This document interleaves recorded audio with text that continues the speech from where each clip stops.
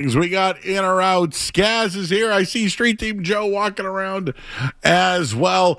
And we'd love to hear from you at 617-779-0985. We're on YouTube as well. What is up, fam?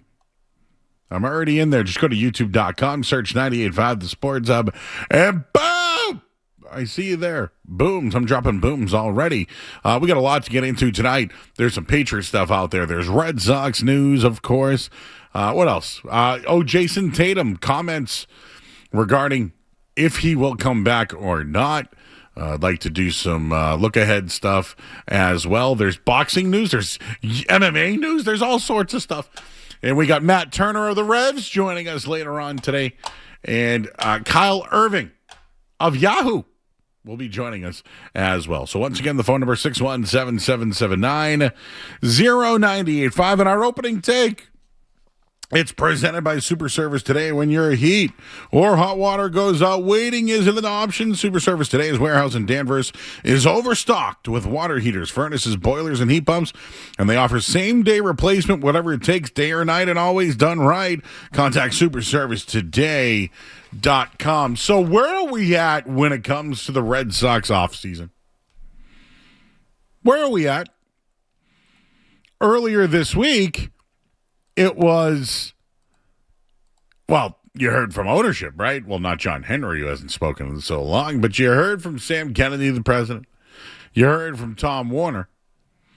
And I thought that everyone's already moved on from Craig Breslow. I thought that people were moving on this offseason and you know, all the infielders that they have and making trades for guys like Durbin, all that stuff. What is the narrative for the Boston Red Sox heading into the season? Because when I look at it, it's easy to sit back and look at what ownership's done or the negotiation for Alex Bregman or just the lack of power that there is on the team. There's a lot of things you can do there.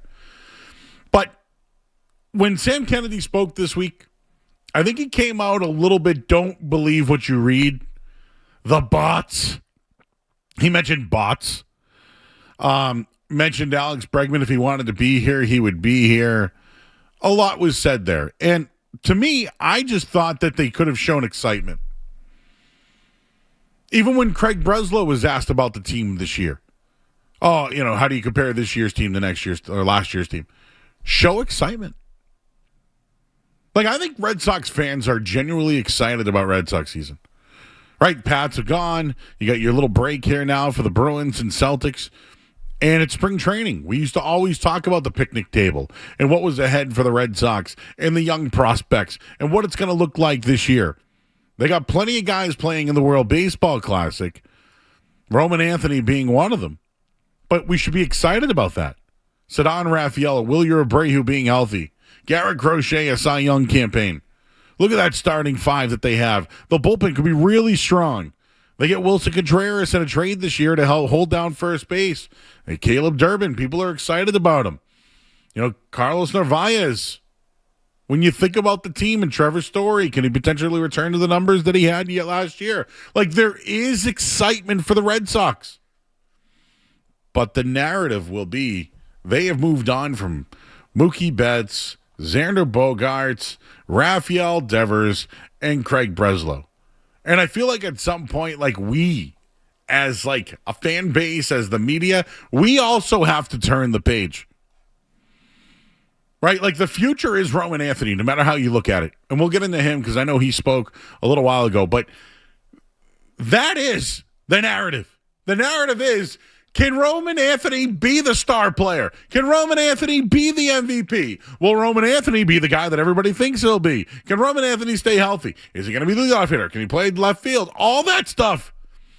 There should be excitement for that. I'm 43, but I go back to when Trot Nixon was drafted. And I thought Trot Nixon, being the 7th pick overall, number 7, was going to be the guy. And he was a good player. He was good. He was fine. He was the dirt dog. But when Nomar came up, whoa! But Nomar was surrounded with other veterans and star players like Mo Vaughn. Right? They had other guys here. John Valentin was a part of that. Now that Roman Anthony's going to be that guy, who's he surrounded with? Well, he was surrounded by Rafael Devers. He was, well, not necessarily, but he could have. He was surrounded by Bregman. He was surrounded by those guys. Now who is it? Now who is he truly surrounded by? And quite frankly, he might have to do it himself. There'll be guys in the lineup. Trevor Story will probably hit behind him. Again, I think Ceddanne Rafaela is going to take the next step. There's a lot of ifs with this team. A lot of ifs. If Trevor Story stays healthy. If Will Abreu can stay healthy. If Roman Anthony can stay healthy. If Garrett Crochet can do this. If Sonny Gray's got this. If Ranger Suarez. If Aroldis Chapman. If. If it was today and I had to make a prediction, I think they win 86 games and they're right in the hunt for the playoff. But they slightly just miss. I think the team that they've put together probably isn't finished yet. I do think at some point defense and power hitting can be some of the things that hold them back. They have to be better defensively. They were the worst team in Major League Baseball a year ago. They have to be. But the narrative surrounding the team are who they've moved on from and how ownership has negotiated with those players. Quite frankly, the narrative going forward should be, this is a playoff team with what they have. Or are they?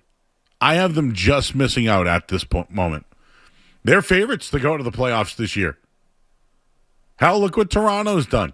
The Yankees will still be in the mix. The Baltimore Orioles, who I know they spent a lot of money. I've always been down on them, but I think they're the team that could sneak in. Can you get another 3 teams in the AL East? There's a lot of narrative surrounding the team. I think we'll always look at Bregman, Devers, Betts, etc. But going forward, it's more about the what ifs for me.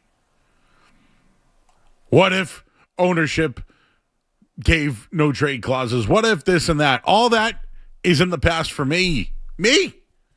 I don't want to talk about it anymore. I want to look forward. There's a lot of what ifs here. And if all those ifs happen, got yourself a playoff team and a superstar in Roman Anthony. We'll get into him coming up on the other side. We'll take a quick break. We'll get you caught up on everything that's happening. Bregman kind of might have helped out Roman Anthony with something. We'll tell you what that is on the other side. Again, to see you guys on YouTube as well. And you can call in on whatever you want tonight. 617-779-0985. I'm Joe Murray here on the Sports Hub. Don't go anywhere. There's more Joe Murray.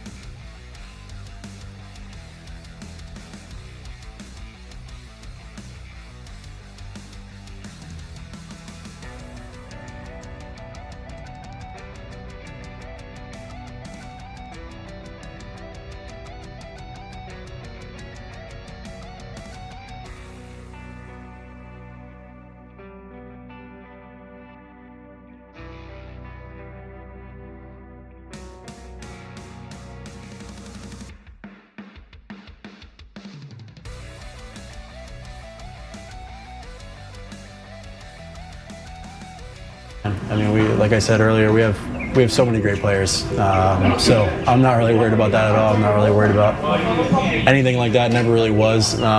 Just going to continue to learn from my teammates around me and find ways to, make everyone better. Gabrielle Starr.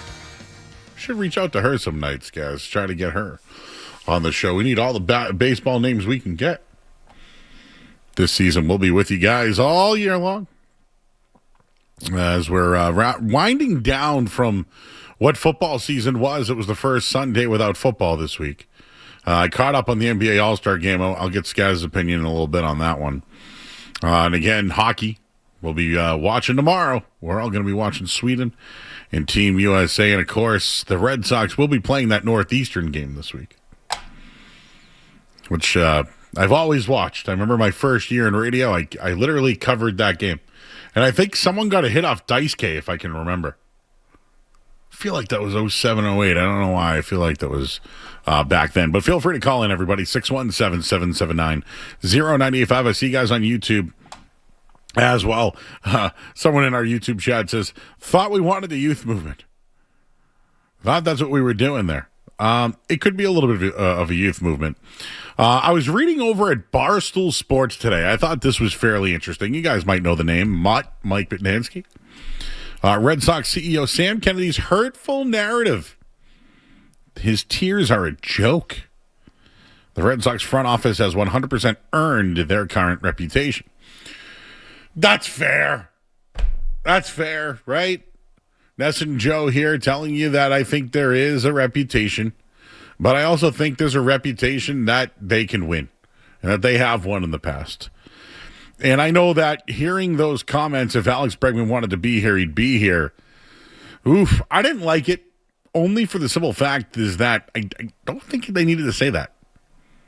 Just don't think it needed to be said, and I understand that I brought up narratives.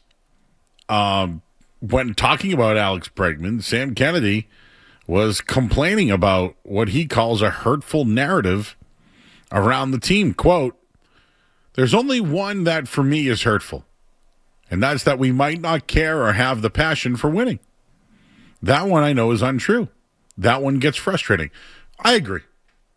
I think the Red Sox want to win. I think they want to put on a good team. I also think they want to do good business as well, or business that's good for them.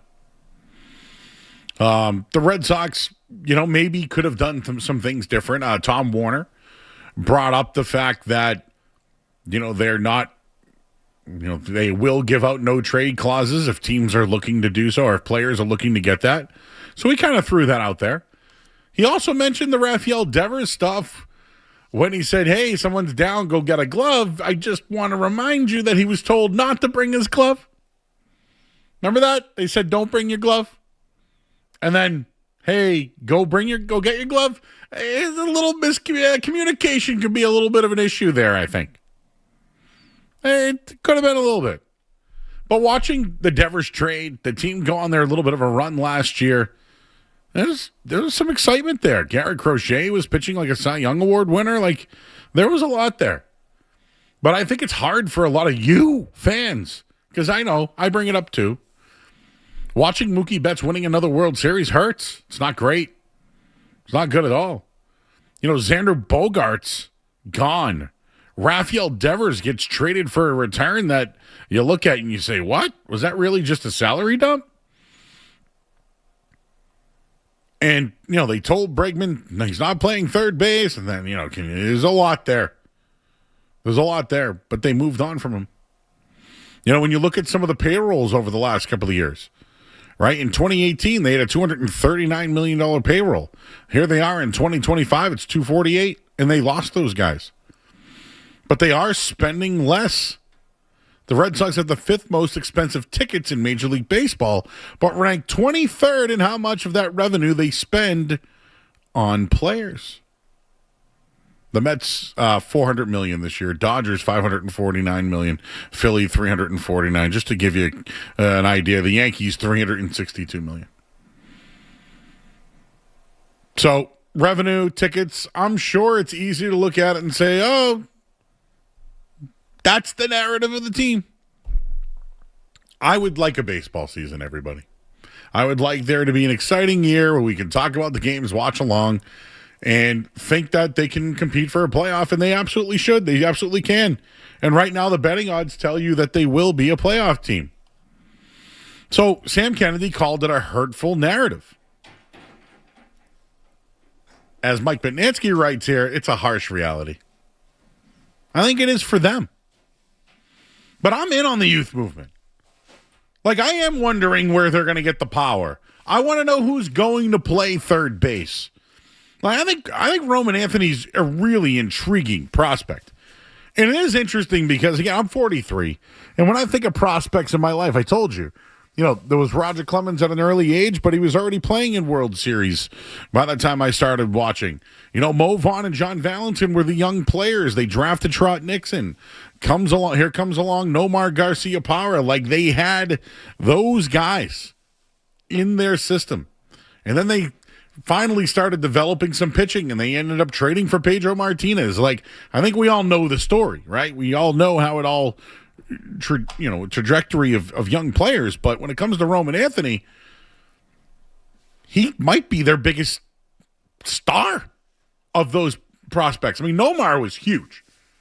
Nomar came up, Rookie of the Year, MVP, all that. But there were guys surrounding him that protected him in the lineup. When you look at Roman Anthony here, who will be playing for Team USA, who do you think was the guy that was trying to get Team USA to bring over Roman Anthony? It was his former teammate, Alex Bregman. He was the one who said we should bring Bregman in. He'd be a great fit for the team. And he passed his physical, and he's now going to play in the World Baseball Classic. But when you look at last year, Roman Anthony didn't make the team out of camp. He made his Major League debut June 9th. He signed a 8-year, $130 million extension 2 months later. He talked about his learning experience from last year. Said he had many different emotions, but he learned how to take care of himself. Taking care of oneself is different in the major leagues, he said, compared to the minor leagues. I think that injury he learned something from. He talked about the fatigue. He talked about big league games. Roman Anthony felt like a failure last year when he got hurt. Felt like the preparation of things. He thought he did a really good job at understanding that he wasn't good at the beginning, but learned very fast. Talked about matching up and learning about other teams. When he hit 114 his first 15 games. And then went on to hit 329 his final 56. But he talked about Alex Bregman and Trevor Story in the lineup and how they helped him with some of his adjustments. He said towards the end of the year he felt like he was unlocking what was yet to come. But when he came to spring training this year, he said things were different. He learned how to prepare. He learned how to adjust. And he said he learned a lot of that from Alex Bregman. He says, coming up, I don't want to say I'm expected to hit, but my profile in the minor leagues, everyone expects me to hit. But for me, really taking pride in the defensive stuff is every day too. Roman Anthony knows the pressure is on him more than ever. He also understands why. I think he has more pressure than any prospect in Red Sox history, Skess. And I told you, Nomar, he had Mo Vaughn and other guys around him. So doesn't that make it even worse that Bregman's not here? Like, doesn't that make Sam Kennedy and Alex Cora look worse? And I think Cora's skating on this. I think all the blame goes to the front office and John Henry and Sam Kennedy. But who brought Bregman in? Why was Bregman here in the first place? Who was texting him all offseason, keeping in touch with him? It's Alex Cora. He was Alex Cora's guy. Cora was the reason he's here. He brings him in knowing that Devers is going to be a baby about the situation. So he brings Bregman in, loses Devers, and then they lose Bregman too, and Alex Cora has no part in it. No blame whatsoever. He doesn't, make the contracts. I just think that Alex Cora deserves some blame for Alex Bregman not being here. I don't know exactly, what percentage that is, but his whole thing was managing these players. He's the players guy, their roster. He brings in Bregman, and now he's gone. And Roman Anthony is now, like you said, has the most pressure of any Red Sox rookie in recent memory. I can't think of another guy with that type of pressure. Like, even when Papelbon and Dustin Pedroia had guys surrounding him, Jacoby Ellsbury was hot when he came up. Ellsbury's thrown into a pennant chase. Xander Bogaerts helped win a championship in 2013. Played third base. Drew a walk in his first World Series at bat. I'm just saying, like, these guys had protectors. Is it worse, guys, not having guys around them? Yes. Yeah. Yeah. It is. A lot of pressure on that kid. How do you feel about him playing in the World Baseball Classic? I don't love it, but I also don't think he'll be playing a ton. So I think it is good for the experience. I don't think he's going to start. Maybe he'll start. Mark DeRosa seemed to hint that was a possibility. But I think it's good for him to be there. I mean, it's the most talented group he'll be around in a while, knowing the contracts the Red Sox hand out. So I wouldn't tell Roman Anthony to get used to being on that good of a baseball team, but I think the experience will be good for him. What would be your early season prediction for the Red Sox as of today? 87 wins. That's the win total. Is it 87? 87 and a half. Yeah, that feels about right. I said 86. I think they still need to get better. You can't win every game 2-1. I do think they got great pitching. I do. I think they're deep, very deep. I mean, last year they had to dig into the double A's and bring up early in Tolley, right? So, I mean, at least they have that going for them. I hope their defense can be better. Who's their third baseman? Like, they want Romy Gonzalez to be their second baseman. He can't throw right now, Scott. He's hurt. Literally can't even have activities. And this is back-to-back years now where the Red Sox have opted a player not to get a surgery. Remember it was Rafael Devers last year? How'd that start work out? Right? That 0 for 16 or whatever he went on? Yeah, 10 strikeouts to start the year. But we were all over Rafael Devers. What'd you do all offseason? Right? People calling him fat. He bitched. That's what he did all offseason. How come Romy Gonzalez didn't do anything? Different expectations, different player. How do you feel about a 5'6" third baseman? Actually, I heard 5.5 from Rob Bradford yesterday. Okay. How do you feel about a 5'5.5" third baseman? Everybody that I will tell you this. Anybody that I've talked to on Nesson, they don't think the size matters. Well, of course. State-run media over there. Size can't matter over there. I meant the height. Well, no, he's not Reese McGuire, so it's a different situation. That's short, bro. 5'5.5" is short to me, and I'm a shorter man. Yeah, Marcelo Meyer was at second, and Durbin was at third. Little guy. Where's Tommy Heinsohn? The little guy. Well, David Eckstein was small. He played shortstop. Oh, yeah. Also in the Red Sox system years ago. There we go. Yeah, there's a guy, David Eckstein. I loved him. Hey, that was a try-hard. That guy wasn't supposed to make it. He was a try-hard for sure. He wasn't supposed to make it. And he Solid glove. Well, I think he won a championship, right? He might have been on one of those Cardinals teams. Angels. Oh, okay. He might have been on a Cardinals team, too. I don't know. Cardinals always kind of snuck in there. Yeah, I wonder, what's Contreras' height at first base? What do you think that? Remember, I don't know. Did we do this before?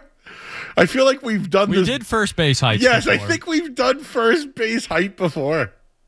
I don't think we've ever done third base height, though. Wilson Contreras, a towering 6'1". That's fine. Hey, I got an update on Tristan Cassis. Oh, there we go. Looks good at camp. Oh, wow. I'm excited, Joe. He looks good at camp in shorts and a T-shirt. Oh, he's out there. He's wearing a mask. Oh, yeah, of course. He doesn't like the sun. Even though he said it was cold. I don't know. It's tough for a baseball player. I can't figure that one out. Tristan Cassis is one of those guys. Like, Manny was on Manny time. Cassis is on his own time, bro. At least Manny time happened, on the field, and he played and hit 40 home runs a year. Manny had 4 grandmothers, right? I mean, yeah. How many times could he not get a camp because his grandmother passed? Happened a lot. And I bet you Lucchino was all in on that. Like, when I think about back on it. It's probably his idea. Larry Lucchino was like, yeah, he was so smug, but at the same time was so, direct that I almost, respect it now that he's no longer around. Him and Johnny Fairplay with the fake dead grandmas. You got to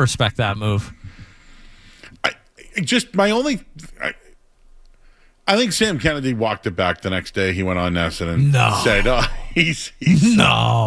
said, he said, I get in trouble for the things I say, and then I get criticized for the things that I do. I can't do anything right, guys. Just take it easy on me. I'm getting yelled at by John Henry every time I open my mouth.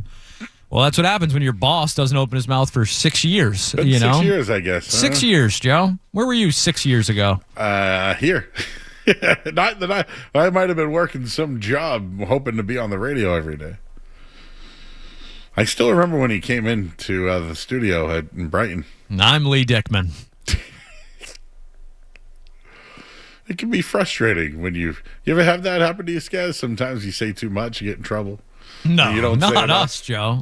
No, we never tiptoe that line. Never happened to you before. No. Street Team Joe's never sent a message he wish he could have back in his life before. When he called Jason Tatum a liar? Was that it? Yeah, sure. Let's go with that one. Yeah. Or Baylor Shireman. Yeah, he had a Baylor Shireman one as well. And then he went down to Houston. He stands by the Shireman take. I just saw Felger during the crossover, and he comes up to me and he goes, "Hey, you guys going to sing Happy Birthday for Jason Tatum?" Sure. Why not? It's his birthday. It is kind of funny. Yeah. Doesn't bother. I don't know why it bothers Mike so much. What kind of cake do you think Jason Tatum would eat? I don't know. Something healthy-ish, I feel. No, come on. He eats at McDonald's and Five Guys. Yeah, but he has those like... I can confirm he eats at McDonald's because I met the guy who...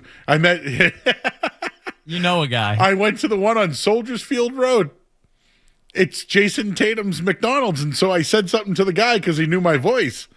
And I go, "Hey, how's the update on Jason going?" And he goes, "He was here recently." That's what I want to hear. So I want to hear that Jason Tatum's ordering Big Macs and getting his nuggies. Wonder if he gets a McFlurry too, Joe. Yeah, if the machine's working. Should I tweet him? No, I'll hit him up on TikTok. That's where all the kids are these days, Joe. I'm like, "Jason, kind of cake you like? You know, what kind of version of Happy Birthday do you want? Because I can give you a couple if you want." All right, we got to hit the break. Get the headline here. Your thoughts on the Red Sox. And the Celtics do have a pretty big gauntlet coming up on their schedule. We'll get into that. What else is going on with them? I'm Joe Murray, listening to 98.5 The Sports Hub. Sports Hub headlines. Presented by Celsius.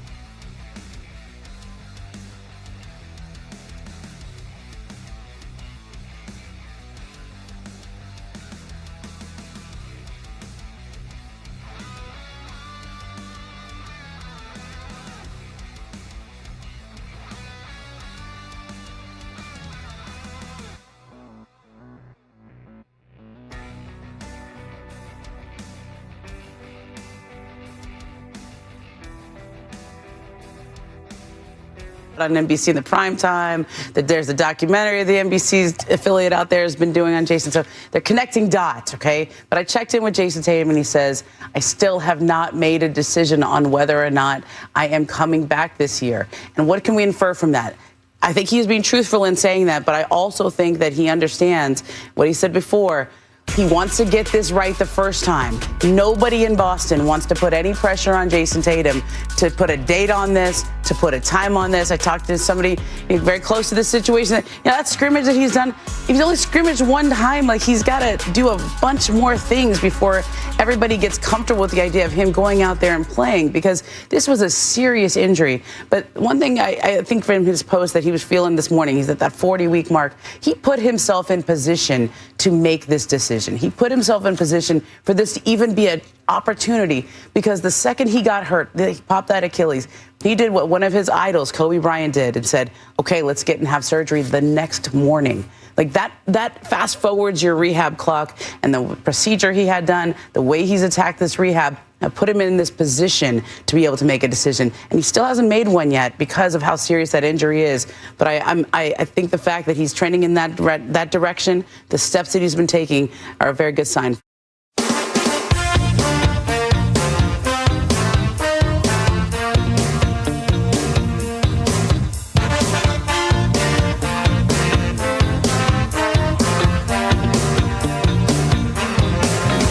All right, back here on 98.5 The Sports Hub, I'm Joe Murray. That was Ramona Shelbourne, provided the latest update on Jason Tatum's return. So it sounds like he still doesn't know if he's coming back. Yet, everyone is putting a date on it now. Is it March 1st? Obviously, they flexed the game against the 76ers from 6 p.m. to 8 p.m. There's a new documentary for Jason Tatum. The quiet, what is it? The quiet one? The quiet test? The quiet quest? The quiet world? Work? Thanks, Joe. See, I can lip read. The quiet work. Very quiet. 5 episodes. Very quiet. Let me tell you guys on that one. But, you know, he has only the one scrimmage. He is still coming back. Did you see the scar? When I was watching NBA All-Star Weekend, which I do want to get into a little bit later here on the show, but did you see the size of the scar that Tatum had? It was definitely a massive surgery for him. But he's already done his 5-on-5s against Maine. It's been the All-Star break now, so I'm not sure what he's done since then. The team gets back in action on Thursday night. They have a gauntlet of a schedule coming up, but when it comes to Jason Tatum coming back or not, now I have a reputable person who covers him, who knows him well, who's been very accurate about injuries in the past, whether it's been his wrist, now it's his Achilles. So maybe he still doesn't know if he's coming back. That could be real. I still say March 1st. I think Grandy said it. I think Bill Simmons has said March 1st. What day is his birthday, Skez? What day is that? I want to make sure I put that one in my phone so I can wake up that day and send him a happy birthday. Maybe we'll sing to him. I don't know. Do we know what day it is? Is it March 4th? 3rd, I believe. Oh, March 3rd. Okay. Well, I share a birthday month with Jason Tatum. I like that. We're birth month baby friends. Maybe we'll sing happy birthday to him. But, you know, I don't know what. I think he's coming back. I didn't want him to come back because of the season, like rest him, wait until next year. But I still think the Celtics got a shot at this thing. And I don't like the way it started, but I like the way it is right now, ahead of New York, a chance in the East, and potentially Jason Tatum coming back. I like where they're at. But this Thursday, the Celtics begin a road trip visiting 4 Western Conference playoff teams. They'll play the Warriors on Thursday night. Warriors! They'll get the Lakers, Phoenix Suns, and then the Denver Nuggets on the 25th. That's a stretch. They'll certainly be without Jason Tatum that stretch. Tatum did go to Twitter today saying 40 weeks with a prayer emoji. I've really grown to appreciate this journey I've been on and allowed time for me to pat myself on the back for showing up every day. Oh, he's patting himself on the back, guys. The old Barry Horowitz from wrestling, remember? Oh, Jason Tatum patting himself on the back, huh? For showing up. For showing up every day. Can you imagine that?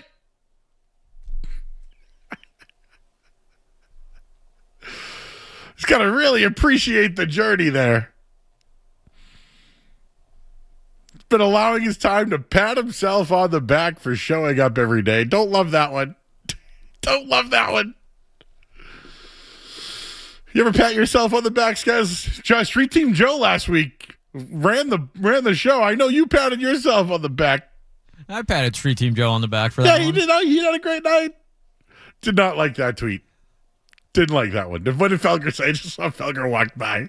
All of a sudden, I just heard a little "Happy Birthday" right behind me. Tremendous. Not a bad little voice on Mike, you know? Maybe we got to get him singing him happy birthday. Mike, he can sing, huh? Not bad. Again, I just want to know what kind of cake he wants so we can sing happy birthday to him. Is it ice cream cake? I like the vanilla gold cake. You know, with a little double layer on the inside. Does he like a chocolate cake? What about a Carvel ice cream cake? Huh? What is it? Maybe he wants, what do you like? You like a carrot cake, right? I know you're into that. Carrot cake, yeah. Yeah, carrot cake? Ice cream cake's a little, it feels like a lot for in season, you know? Maybe a marble cake? You think he likes the marble? Should we get Deuce one too? No, of course. We got him a little. Deuce one. It's like we're celebrating Jason's birthday, but Deuce gets in on the action too, huh? He's going to be on the roster soon enough. Yeah. He's probably as tall as Caleb Durbin by now.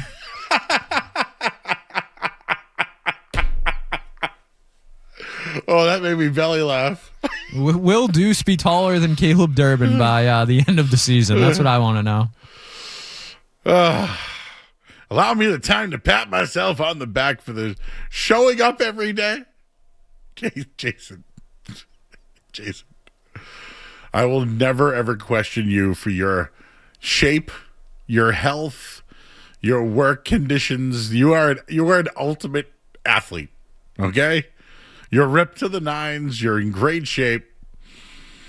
But he really feels like he has to pat himself on the back for just showing up? What is happening to this guy?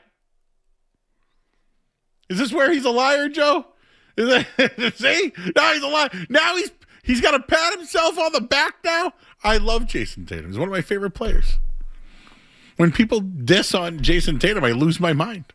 So said that to me yesterday, guys. He goes, like to call you guys up, get on Skaz every once in a while. Just turn Scott and Rentham. He goes, turn him up on Tatum. He goes, yeah, he loves Tatum. Like the way Select talks, you know. What's not to love? Well, he pats himself on the back for showing up. No one else is going to do it, Joe. I mean, should we pat ourselves on the back? We show up every night. Sure, why not? Granted, I wasn't here last night. I did middays. I also worked on Sunday, too. Should I pat myself on the back for that one? Why not? I wonder what cake he really likes now. Maybe there's a certain bakery he likes. Oh, is there a St. Louis bakery he has? I know he's a big Emo's Pizza guy. That's the big Emo's. pizza. That's the big pizza out there in St. Louis. I like Emo's. Maybe we can get some of that for him. Street Team Joe got us some Folsom Eddies tonight. Thank you, sir. He's wearing it right now. It's funny, but Guido, the owner over there, I called one day and I go, hey, we need subs. And he's like, all right. And he came back with pizzas. And then Joe walked in tonight, picked up, and he sent in pizzas. So thank you, Guido. Yeah, we're P1s at Folsom Eddies now. Thank you, everybody there. Very, very nice. All right, we got to hit the break. Hey, there's a player that could be available for the Patriots. Are you in or out? We'll do a little quick in or out on this one. Coming up next here on 98.5 The Sports Hub. More Joe Murray coming up on the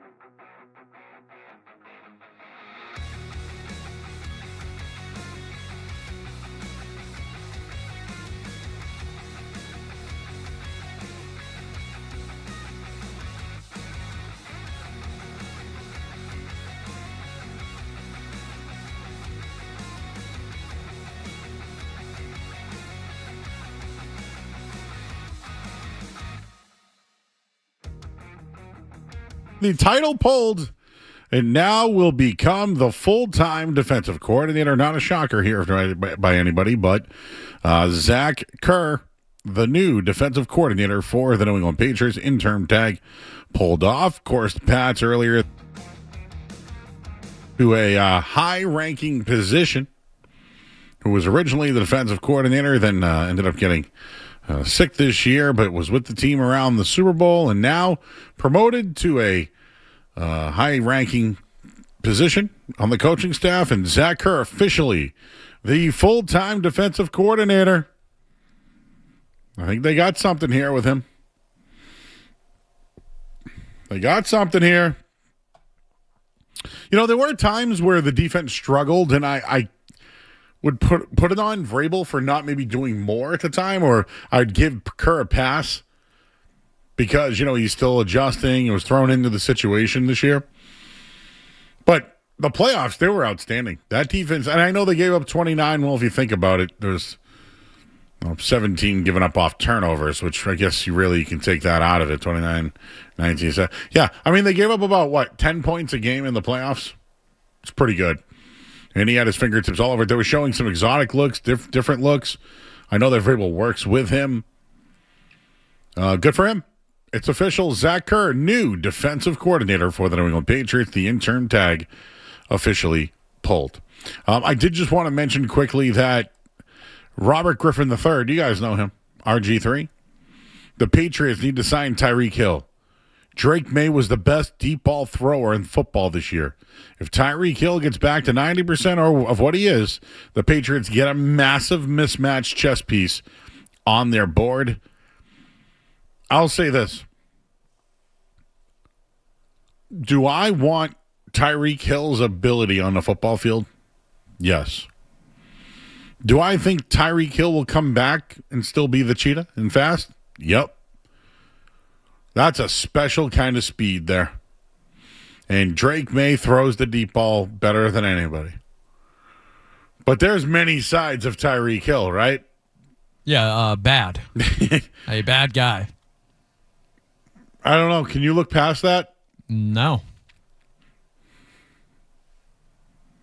I feel like they tried before, right? It doesn't usually work out for the Patriots, I would say. He's also 32 years old and coming off a horrific knee injury. For a speed guy, no thanks. I don't need an a-hole that's coming off an injury. Would you rather Stephon Diggs or Tyreek Hill? Stephon Diggs. Me too. Stephon Diggs just likes partying. Tyreek Hill is genuinely a bad guy. Tyreek Hill has special feet, speed and ability. Had. You don't know if he's going to have that. I don't know. He's 32. Oh, what I do know He's playing the cold in New England? I don't know that either. Well, he played with the Chiefs pretty good. Yeah, when he was 25. Yep. I'm just telling you, RG3 thinks. Yeah, RG3, he thinks a lot. I'll give him that. In his head, that's what he dreamt about. He goes, well, you know, Tyreek Hill can run really fast. Drake May throws the ball very far. Hey, why not, huh? That would have to be at a nice little discounted rate, wouldn't you say? Play along with it, Skaz. They move on from Steph Diggs. Tyreek Hill comes in. Oof. ACL, though, huh? Well, so didn't Diggs. He MCL, PCL. Oh, the whole thing, like the yes. Tank Dell situation? Yes. Who I saw working out this week. I just can't. I'll say this. If it came over to me that Tyreek Hill wants to play and I had to make the decision, I would definitely sniff it out. And it's going to smell. It's going to be smelly. It's going to be stinky. It's going to be dirty. But it's going to be fast. Maybe. It was fast. Yeah. It's probably in their best interest not to. Right? Try to develop your own guy long term. Yeah, I'm all set on the horrible human being who just blew his knee out. was surprised to hear 2-6 was so into Tyreek Hill. Oh, I didn't hear. It surprised me. Again, it was on Mike Nesson Felger petitioning for Russia and Tyreek Hill today. It was an interesting Whoa, 2-6 whoa, program. what? Yes. Russia? He was out on Tatum, in on Tyreek Hill in Russia, was what I learned from 2-6 today. Wow. Yeah, it was a revelatory program. Sorry, I was on Nesson at 4 o'clock today. I didn't. I had to talk to Sam Kennedy. I did. Did his statement, his backtracking. Yes, we talked with Lou Merlone today. We got what happened down at camp, and Does he have Red Sox footy pajamas on when you talk to him or no? no, nice hotel room though. Oh, well, I would hope so. Yep, they put him in a nice little hotel room. Maybe view of the field from there? I did not get a view of the field today. I was with Jemai Webster as well. Good dude. Hoping to have him on some night before a game. That'd be cool. Because he works every game. That's a guy we should pat on the back, Joe. That's a guy that deserves a pat on the back. 162 games out. Out on that. I don't even want to do half. Listen, I'm bitching about doing 30 straight weeks of football. Anyways. All right, let's go to break. I'm Joe Murray. You're listening to 98.5 The Sports Hub. No break. Commercials. No commercials. From the Telefair Tiger Studios, this is Boston's home for sports. The flagship station of the Patriots, Bruins, the Celtics. WBCFM and HD Boston 98.5 The Sports Hub. Leslie Media Group station celebrating 65 years of broadcasting.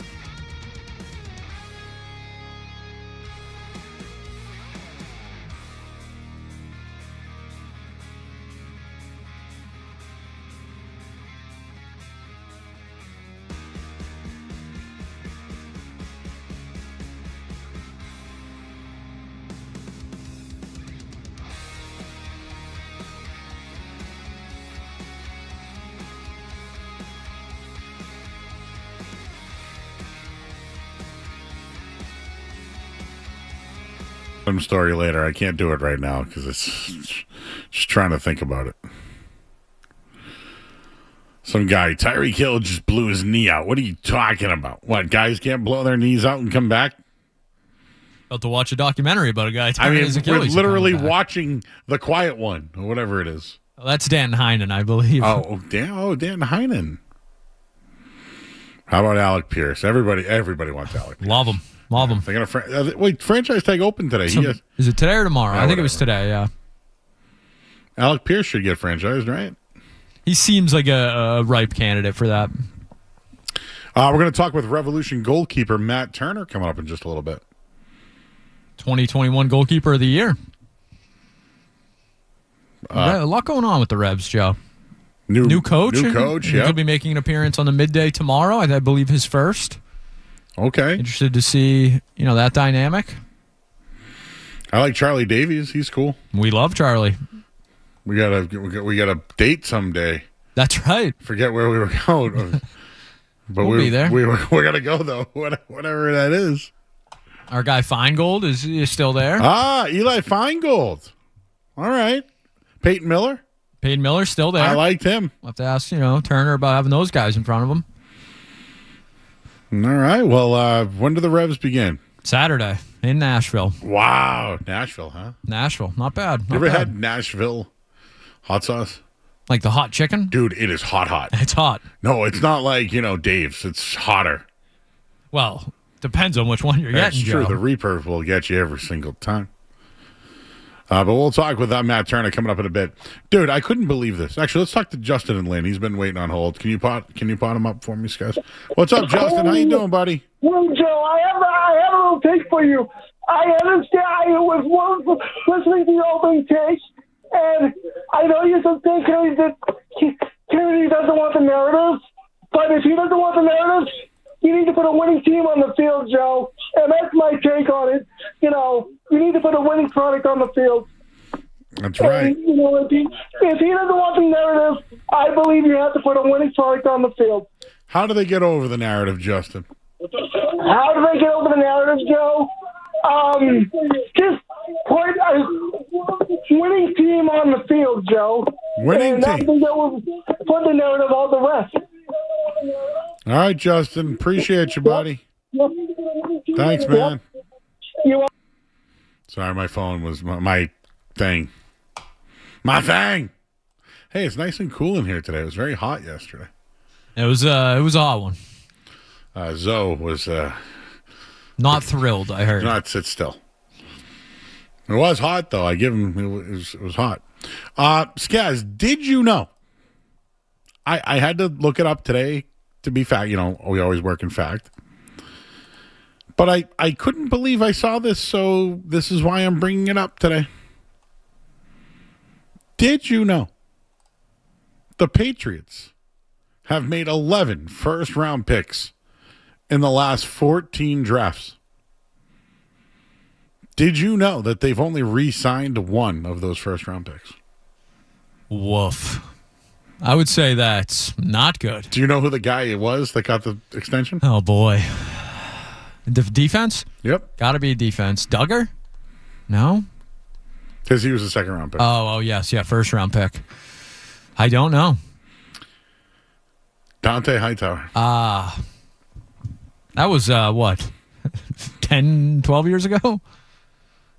So, you know who the latest first-round pick that could be up for an extension, right? Christian Gonzalez. You got to sign that guy. You mean to tell me they've drafted 11 people? Let's look at this. Okay? So Drake May hasn't gotten an extension yet. Gonzalez hasn't. Cole Strange did not get an extension. Mac Jones did not get an extension. N'Keal Harry did not get an extension. Isaiah Wynn and Sony Michel did not get extensions. Malcolm Brown did not get an extension. Dominic Easley's guess did not get an extension. But Dante Hightower did. 2012.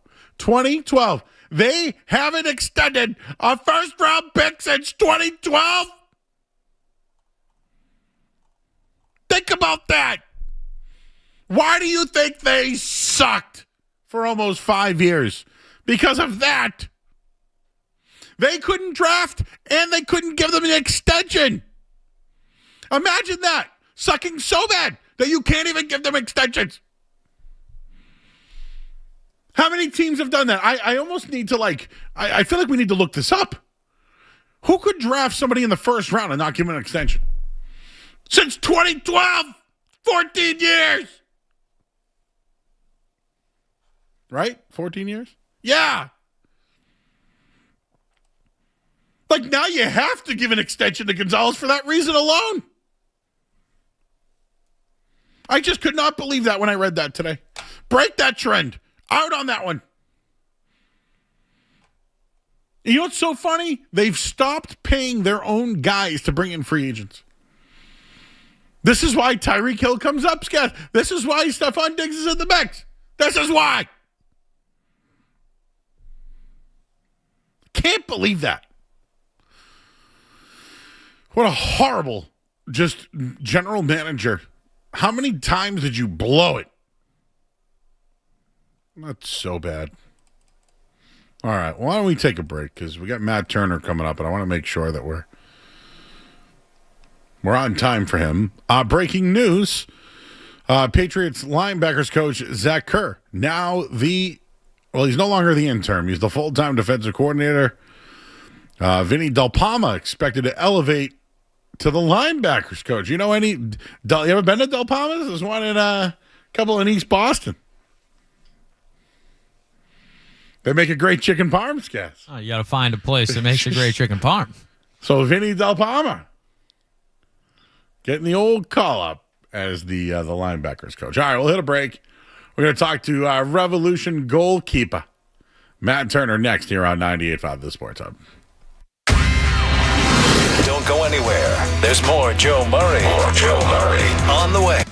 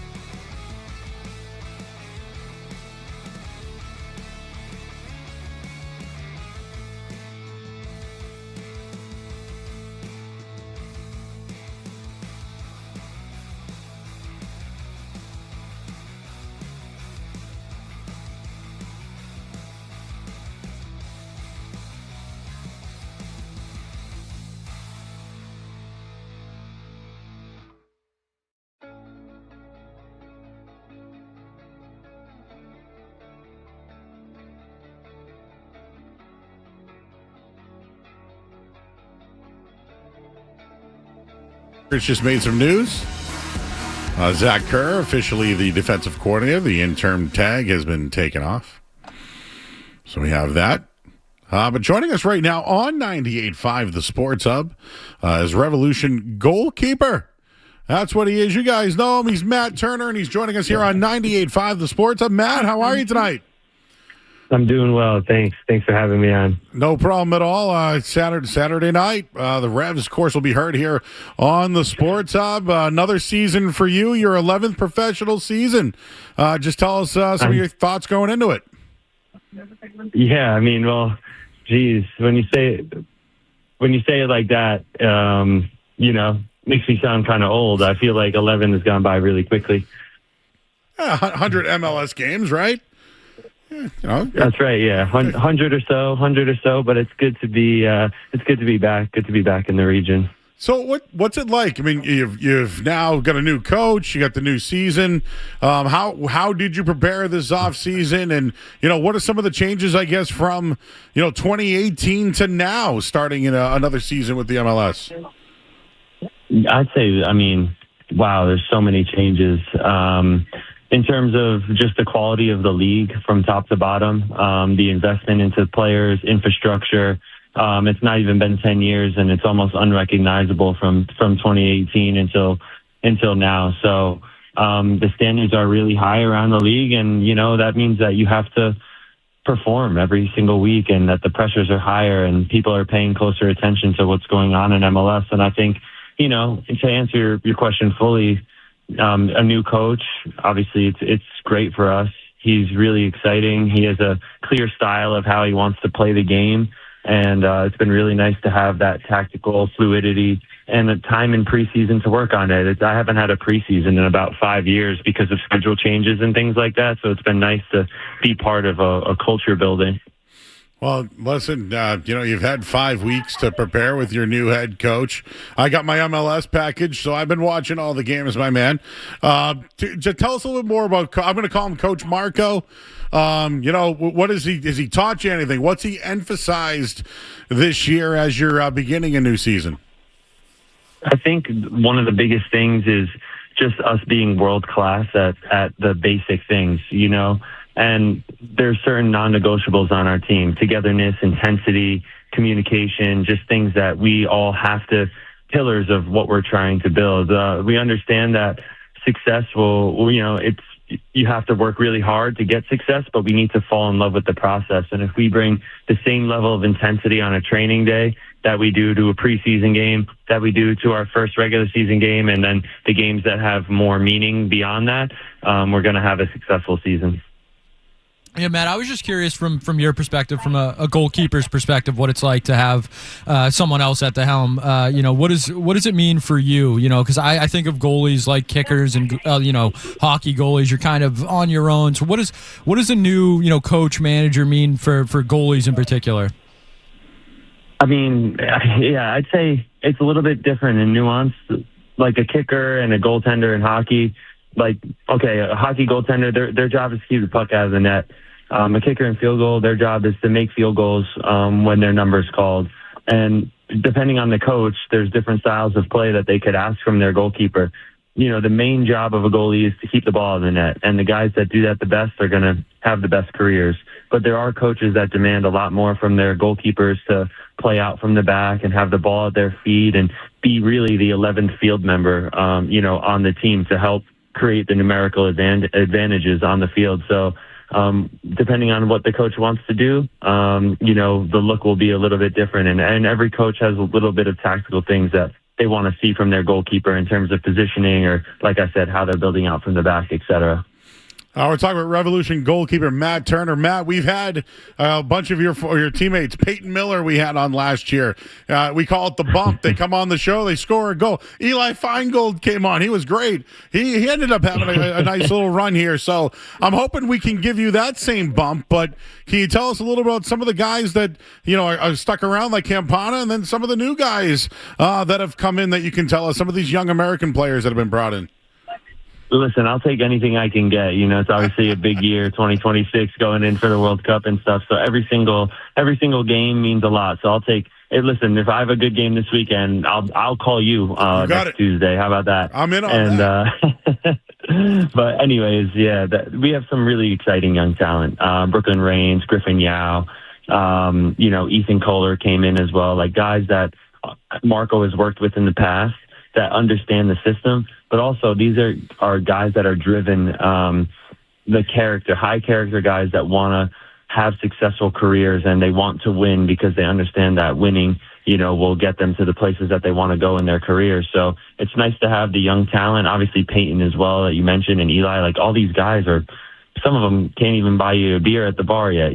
They're still so young, and they have a lot to learn. And it's nice. I'm 31 now. I'm kind of like one of the older heads, but I think we saw glimpses at the end of last season of Dor Turgeman, what he can bring the team in terms of attacking prowess, and Leo Campana has had an excellent preseason. So hopefully he can keep that form rolling in, to the start of the season. And I know he's got a lot of motivation with Ecuador being in the World Cup in 2026. So he wants to be there and be playing meaningful minutes. And then obviously we have our talisman, Carlos Hill, who's in great shape. He's looking well, and he's a really important player. He's our captain. He's an important player to the locker room. Man, how do you prepare for an MLS season, but at the same time know you're going to be playing in the World Cup, right? Playing on a roster there. Like, how do you mentally and physically prepare for both of those? I mean, I've had to do it before. When I moved to Arsenal, I moved to Arsenal, and then I had to prepare to play in the World Cup at 2022 at the same exact time. It was challenging, but luckily, like I said, I have the experience, and I think what I learned the most is that you have to focus on your process every single day, how you approach every day, how your sleep habits, what you're putting into your body, your fuel, and all those types of things that all will ultimately lead you to where you're supposed to go. So you have to compartmentalize things, make time each week or each day to think about, the World Cup, the big picture things. But, you can only do that for so long, or else you'll get lost without, being able to focus on the day-to-day things, which are really the driving forces of getting you to where you're supposed to be. Have you ever thought about maybe what your performance with the Revs, coming up, could that impact maybe being the guy or convincing the coach to be in net? Yeah, it's everything. It's everything. They're going to play. They're going to choose the guys that are playing the best for their club. So every single game is super important, and it always has been. You obviously you build up credit, but at the end of the day, once the summer rolls around, they're gonna choose the guys that are playing the absolute best at the time, because the coaches want to win as well. Well, 4 months to go before your second consecutive World Cup roster, man. Congratulations on that. What were your thoughts when you heard that it could be, well, I guess they're going to call it Boston Stadium at Gillette. But what are your thoughts at the World Cup coming to Gillette Stadium?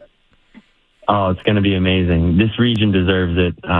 They deserve to host a World Cup game. The people are sports crazy. And then you look around the region right now, with the women's team coming in, you got us. Some of the teams in Rhode Island, Vermont that are doing really, really well. In the college side, Bryant men's soccer, I think, was like maybe number one in the nation at one point. The other team that was competing with them for number one spot in the nation in NCAA was Vermont, and then you have a team out in Portland, Maine. They have thousands of fans showing up every single week to watch soccer in Portland, Maine. So this region is soccer crazy, and the World Cup games will show that. Well, Matt, congratulations, man. It's a big deal. It's a big deal. Everyone's going to be watching. The Rev season starts this Saturday. You can hear the game on 98.5 The Sports Hub. And Apple TV subscriptions, everybody. I got one. Go get yours as well. Matt Turner, best of luck this year, my man. We appreciate all your time. Good luck with the kickoff. And, of course, good luck with the World Cup as well. Amazing. Thank you so much. Thanks for having me on. You got it. That's Revolution goalkeeper Matt Turner joining us here on 98.5 The Sports Hub. He's staying ready. And I like how he was transparent about how, the way that he's going to play for the Revs, right?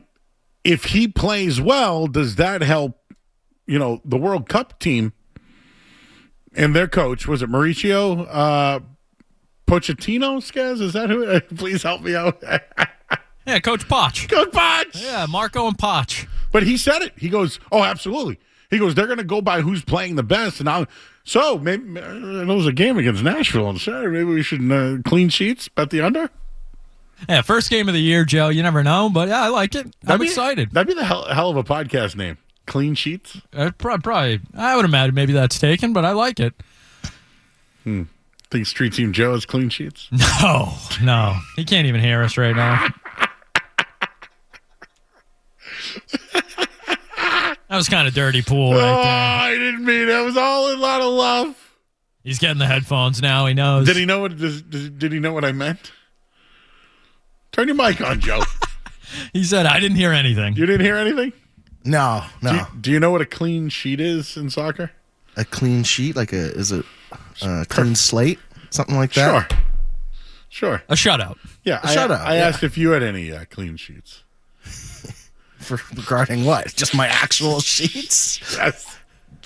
I think I washed them a couple days ago. Okay. That's pretty good. I do live at, I did have some assistance. I live at my parents' house. My mom might have put them from the washer to the dryer while I forgot, but. Joe, you ever play soccer in goal before? I played soccer. Yeah, I was a goalie in Italy when I studied abroad for our. Wait a second. Hold on a minute. I was a unit in net. Save that. Hang on. You played soccer in Italy? So when I studied abroad in Italy, I joined the soccer team, and for our school, and they needed a goalie. I mean, a keeper. And I had, the hand eye. I was a little bit slimmer at the time, so I had a little bit more agility. And I think, I just had that fearlessness. And I was keeper. We made it to the finals. We lost in PKs. Ooh, how'd they get you? Oh, yeah. They tested my, the down low and to the left.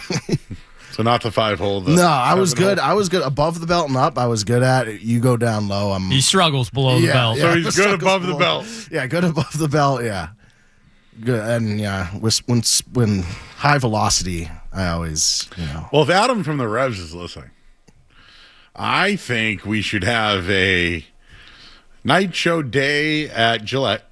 You want to put Street Team Joe in net is what you want. We just take shots at Joe. You want to expose me. I don't even know if I can kick anymore.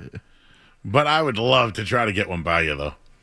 I think I'd be able to. I'd win that matchup. We'll put the gloves on you and everything. I think I'd win that matchup. Can Skaz kick a soccer ball? I played some soccer back in the day. Yeah, it was I'm quick. sure Skaz is the best athlete of the three of us right now.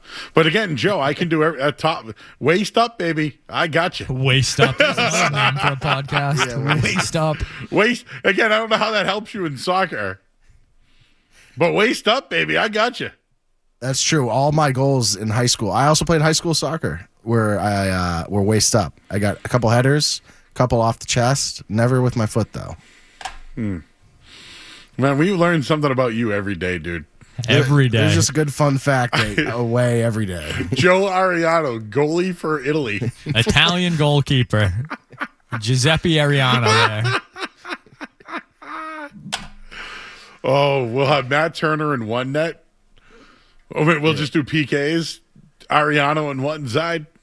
Wearing an Italian shirt. I do have one caveat though to this whole soccer story. Yeah, I don't know what they would call it, Skaz. You would have a better name for it. It was a smaller field, smaller goals. It was like indoor almost. It was almost like indoor okay. field, but outdoor. So it wasn't the legit. It wasn't a pitch, a full pitch. Yeah, a full pitch. It was not a full pitch. Hey, you're a goal. You're not running anything. But I was like Tim Thomas out there. Like people, I was stonewall. Tim Thomas? I was like stonewall. I'm like Tommy Miola or somebody. Who's the old Tim USA? Howard? Yeah, Tim Howard. Gianluigi Buffon? I was like Dwight Howard. We're just naming keepers now. All right, well, that's good to know. That could be a funny meme. Yeah, we could get some ratings. No, we could make a card of Joe. Yeah. Street Team Joe with your hands like this. It would look like Will Campbell. Yeah. It'd be funny, though, if we got actual players to kick at me, though. Yeah, we'll get Eli Feingold. Yeah, like see if I could. We'll get Charlie Davies in the mix. See if someone would hit me in the head, or I could make a stop or something. Maybe Taylor Twellman can do some bicycle kicks on you. Oh, that's content. That's some content. Hey, if Adam's listening, I'm in. You just tell us when, bro, and we'll make it happen. All right, we got to hit the headline here. There are two non-wrestling events that are going on that I don't know if I like. So let's talk about that on the other side. I'm Joe Murray, 98.5 The Sports Hub. Sports Hub.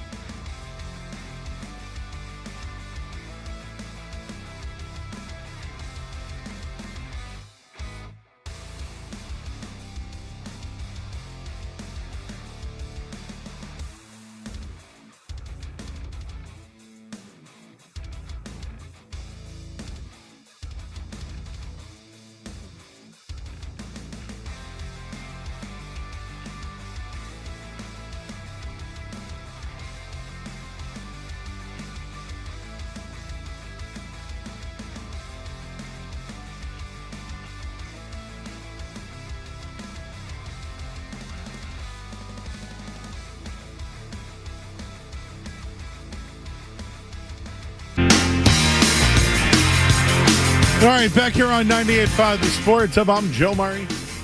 We got Skaz here tonight, Street Team Joe, Italy goalkeeper. Oh, that guy, what a story. One of one. Our second Italian soccer player to sit in that seat, though. I believe Ryan Bell also Ryan Bell, played that's some right. soccer in Italy as well. That's right. Ryan Bell of Syracuse University. Has a one-on-one with Cooper Flagg that I believe is coming out this week. Has it aired yet? Can we play it? I don't know if I don't believe it's aired yet. The quiet, long story? Yes. The quiet, long interview? One-on-one. All right. Want to know something that I don't like, Skaz? Two things. Mike Tyson versus Floyd Mayweather exhibition. Is this real? Or is this Joe on TikTok going down a rabbit hole? That one hasn't crossed my desk, but it wouldn't surprise me. It's sad. April 25th in the Congo. Why? No. I don't need to see Mike Tyson die. Floyd Mayweather is going to just defend himself the entire time. He's never going to get touched. He never got touched in his prime. Couldn't even get... Floyd Mayweather made a lot of money. He was a gifted defensive boxer. Oh, yeah. Probably the greatest of all time. One of, for sure. So, lost as an amateur and then never lost as a professional. But Tyson? Does Tyson need the money that bad, dude? He's got all these weed things going. You'd hope not, but that's the scary and the sad part of it. So I'm out on that. Like, we don't even need to put it in or out, which is coming up in a little bit. I'm out. Although I really have turned, like, to the better for Mike Tyson. Well, I told you when I went to Vegas last year, I got that undisputed, and I went up to the consumption. Joe, you ever been to a consumption lounge before? A consumption lounge is like a dispensary where you can try the product upstairs. And, well... I've been to plenty in Amsterdam. Oh, okay. Well, jeez. Now you've been to Amsterdam. Did you drink that drink? Mr. Worldwide over here. You forget Pitbull. Before this previous 10 years of being sheltered, I was out and about. Everywhere you could think of. So, what did they call that drink? Well, there was, I remember a space cake. Space cake. Yeah, on that. space cake I had, which was 1,000. Labyrinth, something. Labyrinth. Are you thinking of like vermouth or something? No, remember or absinthe? Absinthe. That was from Harold and Kumar, right? Yes. They drank the green drink. A little hallucinations, you know? Yeah. Mild. Just get yourself a fever. I one time had bad fevers and hallucinated. I also had the bird flu. You ever have that? The bird flu? How does one catch the bird flu? I don't know, but Google it. It was terrible. What was Chipotle in trouble for years ago? E. coli. E. coli, yeah. I loved it even more because the lines were not even long anymore. So I could just get in and get out. So if the food's bad somewhere, you'll be like, this is an advantage. That's what I'm saying. It's like, this is an opportunity for me. Lower prices, quicker experience. Did you get your free cheeseburger yesterday at Wendy's? No, I didn't think of that, but I did see Five Guys is giving out free burgers. I saw that. That's an expensive burger. 40 years. Five Guys have been 40 years. Now, I don't remember 40 years of Five Guys, do you? Certainly not. Maybe 10. No. I wasn't aware of Five Guys till 10, 15 years ago. No. They must have been relatively new to this area. 10, 15 years ago. Do you know the other event that I'm out on?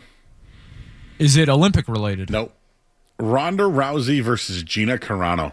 You're stealing all my in or outs, Joe. Oh, well, I'm sorry, but listen, when I was a young lad, Gina Carano,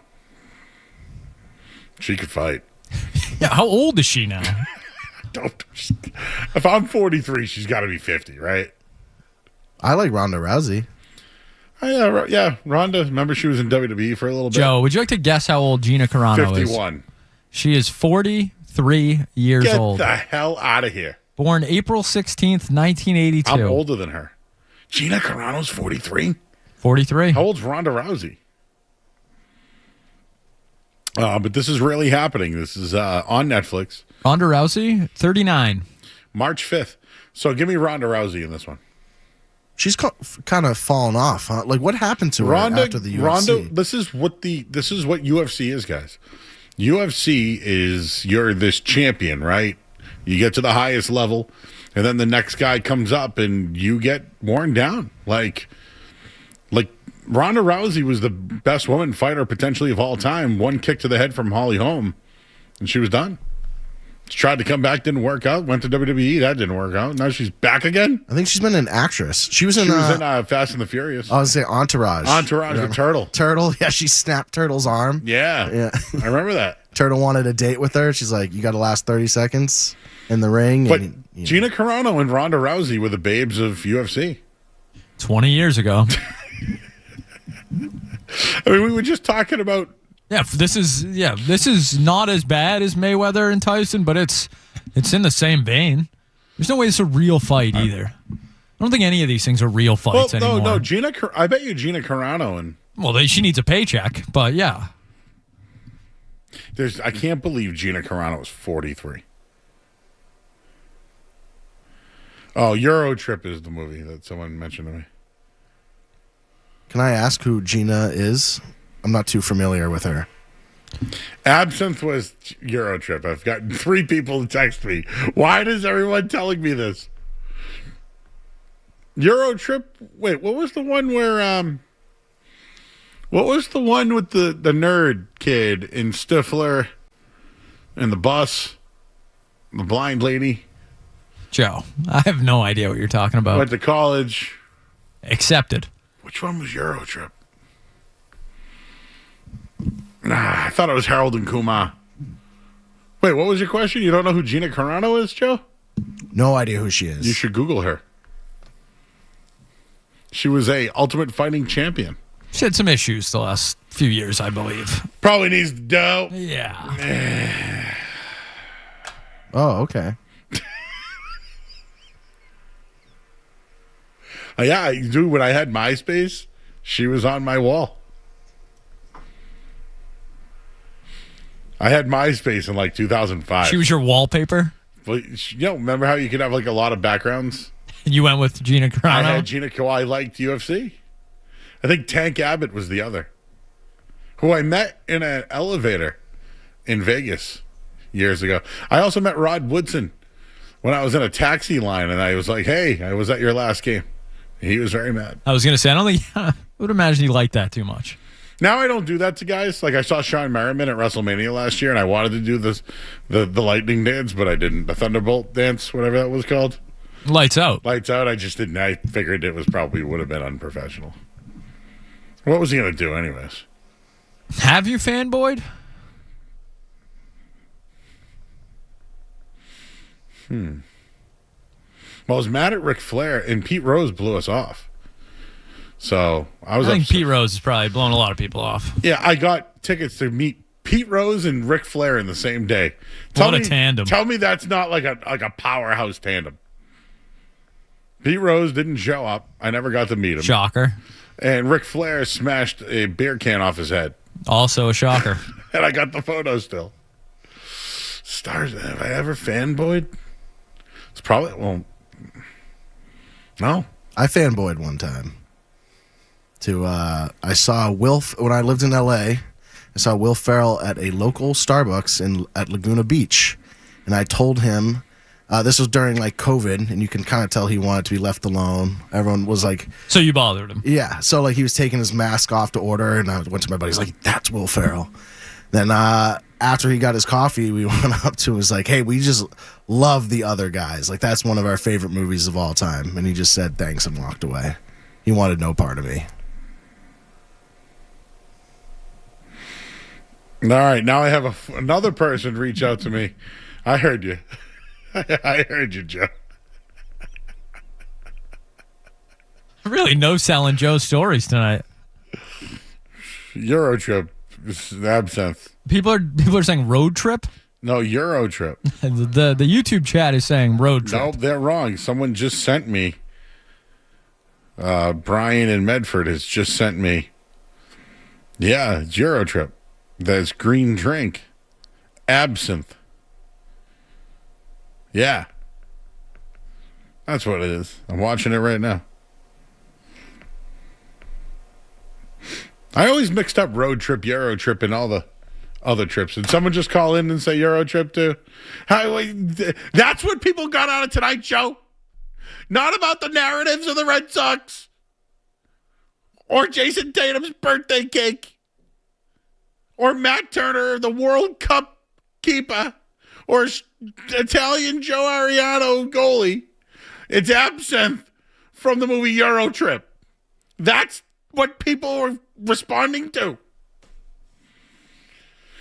I do love you all. Thank you. We have In or Out coming up next on the Sports Hub. What's it gonna be, McFly? Are you in or out?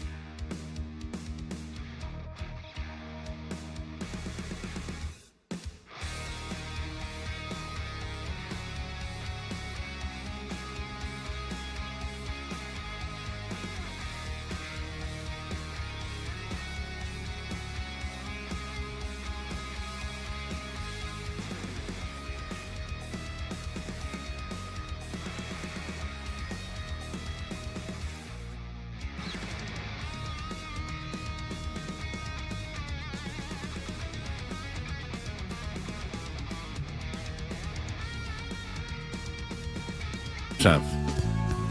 Road Trip is with Tom Green. Road Trip is with Amy Smart. Road Trip was the fraternity. Remember he liked his breakfast? Then the other guy wanted to make weed that didn't smell. Didn't it ever happen, guys? Would that be a vape? Kind of, sort of. You could still smell them, though. And then the old man got high and the dog said, hey, go tell that lady to make me some blueberry pancakes. We need Street Team Joe to watch Grandma's Boy. Hey, have you ever seen Euro Trip? Or, oh my God. Oh my Lord.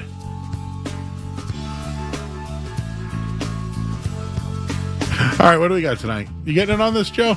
Let's go. Get in on it. Yeah, why not? Why not? All right, let's start somewhere we don't often start, but a little breaking news earlier today from the Knapsack. High school football. Sources confirm Phillips Andover has named Ernie Adams their interim head coach. Joe's, are we in or out on Pink Stripes Ernie Adams being a high school football coach? This dude made money in the NFL. Yeah, and he was a genius on Wall Street, too, I heard. I'm in. You know why? It could go bad. But then I worry about the kids. Could he ruin careers? If you're one of these kids, you want a 72-year-old. I mean, I know he's Ernie Adams, but, like, he wasn't a coach. He was the guy cheating up in the booth. Like, I don't get it. What was his official position on the Patriots? Spy. Belichick's boy. Would you want to get coached by Ernie Adams? I don't think so. I think I would be out on that. Maybe like 25 years ago. From the documentaries, he seems like a pretty weird dude when they pan to him for an interview. Are you in, Joe? I think I'm in because it's a dumpster fire. You should go to UNC. No. You notice people are distancing themselves from Bill? I'd rather coach high school football. Wow. Are you surprised, though, that Bill didn't even get a hint of an interview? You put jelly, how to put fluff. There was a lot going on. A lot going on. I'm out on the Pipple. I'm out. I think I'm out on Pipple. I might be going on there, but they have announced a new Peanuts collaboration with 4 new items. The Charlie Brownie Blondie Bar mix, the Snoopy Skate Yellow Cupcake Kit, the Snoopy Crinkle Cookie, and the Peppermint Patty Brownies. In. Are we in or out on Peanuts and Duncan Hines collaboration? And I don't think there's been enough Charlie Brown going on. Like the Snoopy Skate Cupcake Kit, in. The Snoopy Crinkle Cookie, in. The Peppermint Patty Brownie, in. The Charlie Brownie Blonde Bar Mix, in. The Snackalator. Can you remind me, Skaz, what Duncan Hines is? They're like brownie company, like baked goods. Like they do brownie mix and brownies. Cake mix and stuff. Yeah. I mean, I'm always in on a brownie. Always. I'm Always in on a brownie. I'm in on this.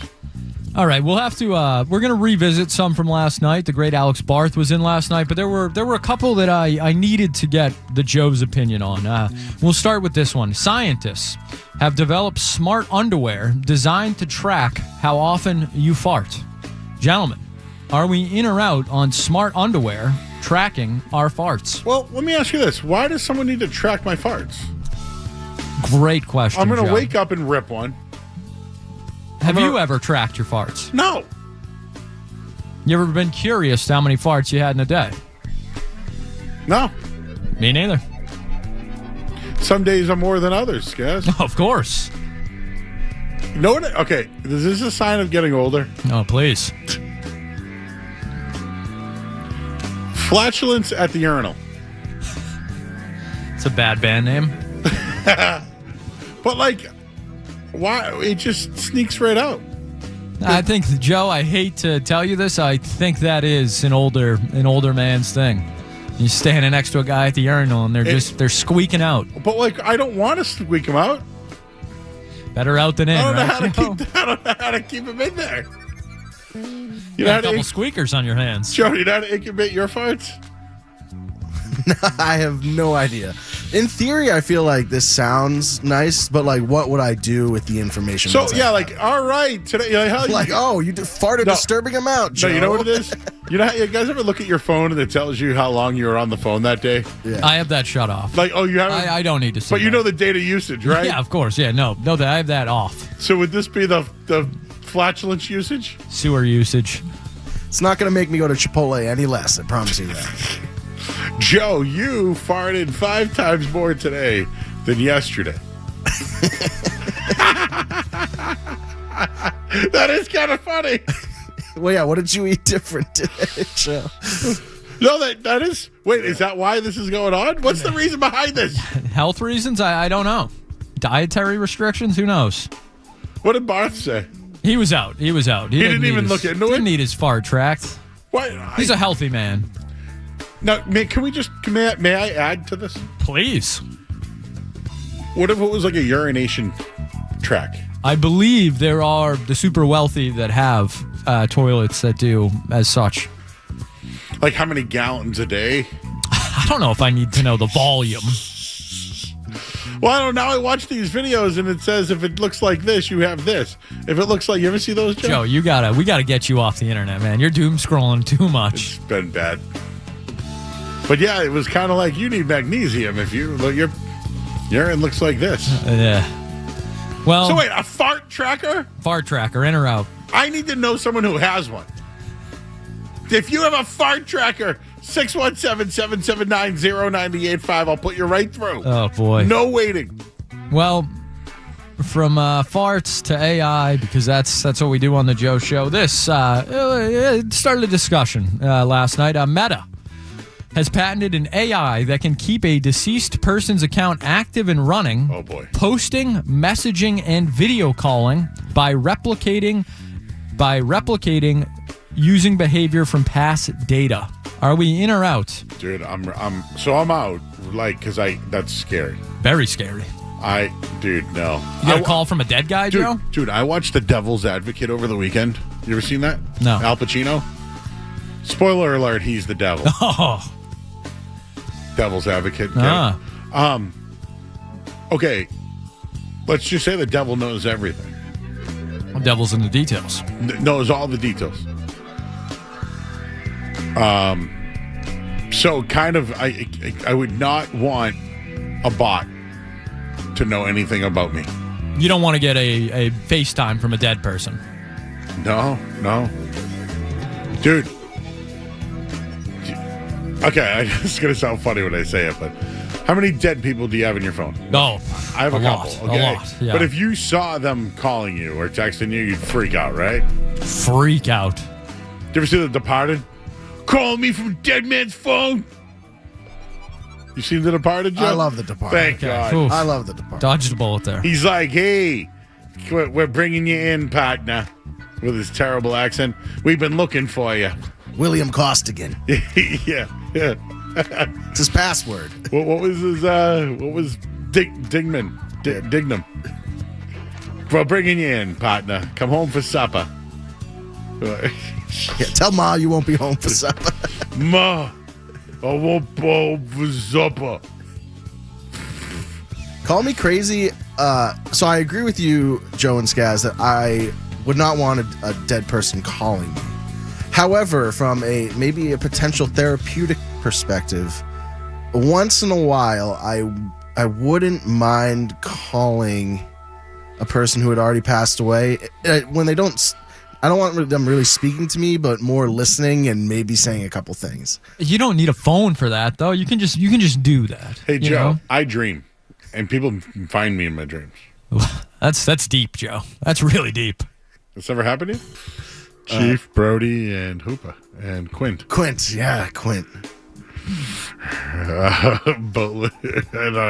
No, Joe, don't. It's going to start singing this song, and I'm not going to. We got to go to break. I'm Joe Murray, 98 Found Sports. From the Town Fair Tires Studios, Dutcher and Hardy, Owen Beetle, Felger and Mass, the Bruins, the Celtics, the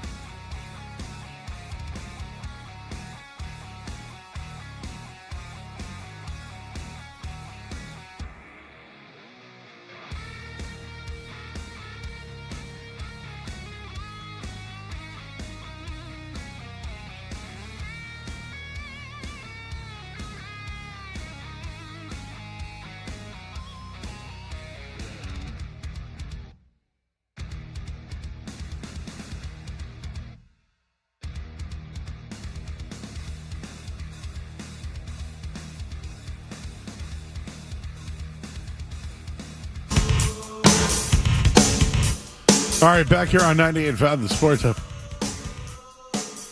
Wonder if Kyle Irving's been visited in his dreams. What's so funny is I just went on Twitter real quick, and all of a sudden I have, what the bleep are you guys talking about, dude? But it's not us. It's Felger and Maz. And then, geez, you guys are miserable. And it's the Felger and Maz one that we're tagged on. And then Big Ant is checking in saying that's definitely a thing, being visited or dreaming about people who have passed and them addressing them being gone or past memories. It's wild stuff. So Big Ant's on my side. Now, if we can only get to the feet part of it. You know what, Joe? During the break, we got Kyle coming up. You should Google, do you see feet in your dreams? And just tell me what comes up. We'll talk to Kyle Irving. Is he out in L.A. still, Skaz? What's he doing? Out in L.A., underdog. Underdog now, huh? Oh, yeah. Big time. He's going to give us a little bit of everything here. I'm going to ask him about Kevin Durant's burners. See if he's got anything on that. All right. Well, we'll take a quick break. Kyle Irving, underdog, joins us next on the Sports Hub. Don't go anywhere. There's more Joe Murray. On the way on 98.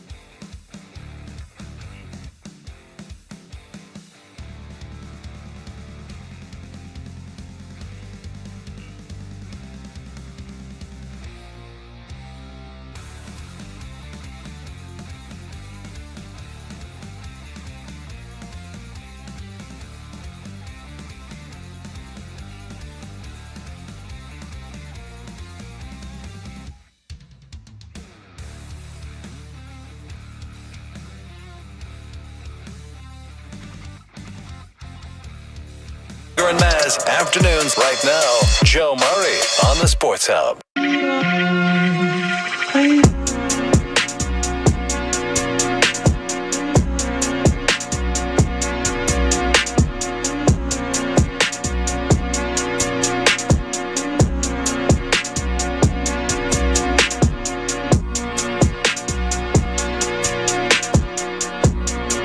What is Joe doing? Taking off his shirt?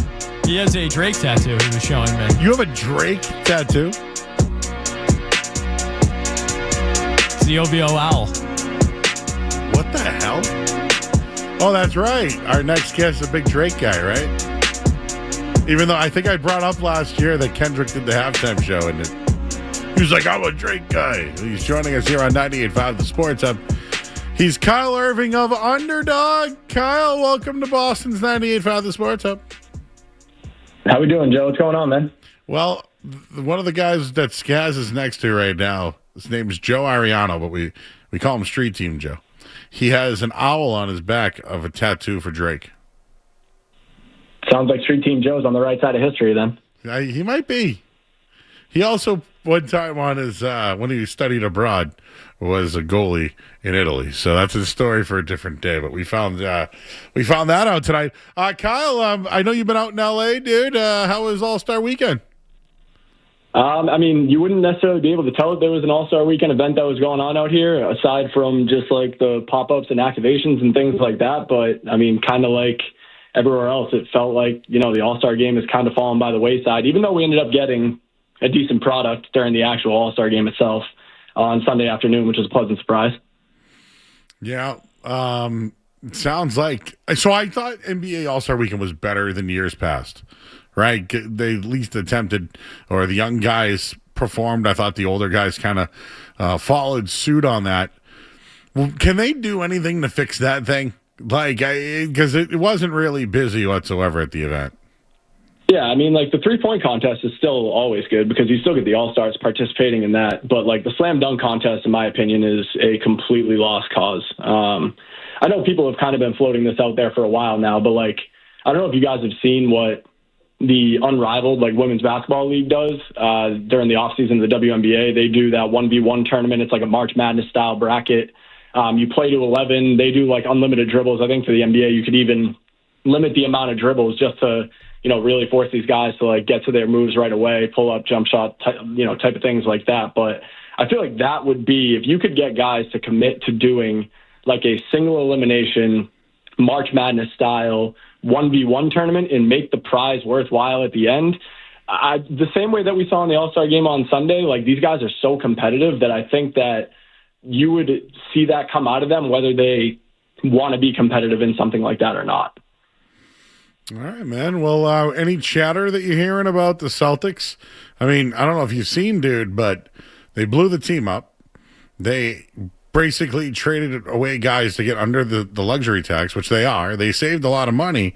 And, they just happen to be right in second or third place in the Eastern Conference. So what are your overall thoughts on the Celtics from last year to this year and where they're at now? I think it's been extremely impressive what Joe Mazzulla has been able to do with this team. I don't think there's anybody in the league that's getting more out of their team with less than he is. Just the way that we've seen him plug and play guys into that starting lineup, into the rotation, different ways all season long. Just seems like he's been pushing the right buttons. And, even something like right after the Celtics traded Anthony Simons at the deadline, I would have thought that Peyton Pritchard would have stayed in that starting point guard role for a bit until, if Tatum does come back. Then maybe moving back to that bench role to give, the bench a little bit of a scoring pop the way that Simons had been doing for the first half of the season. But, for him to be able to just move Pritchard right back to the bench, he rattles off, I think it was like 3 or 4 straight 20-point games, settles right back into that role immediately and doesn't even bat an eye about doing it. It says a lot about the demeanor of this team, like how, team first and they just want to win. Jaylen Brown, obviously the head of the snake there. Derek White having, his shooting struggles, but still making major winning impact plays all over the place, everywhere else on the floor. So I'm impressed with what I've seen so far. Jason Tatum obviously would be the piece that could put them over the top of being able to win in a year where, the East isn't as strong or there isn't a clear-cut contender coming out of the East as good as Detroit has been. So the door feels like it's wide open. It's just, let's see if that first-team All-NBA player walks through it. Yeah, Keeks, and we want to get to the Tatum stuff, but you mentioned Simons and Vucevic there. I just want to ask, what were your thoughts on the trade and the move for the Celtics?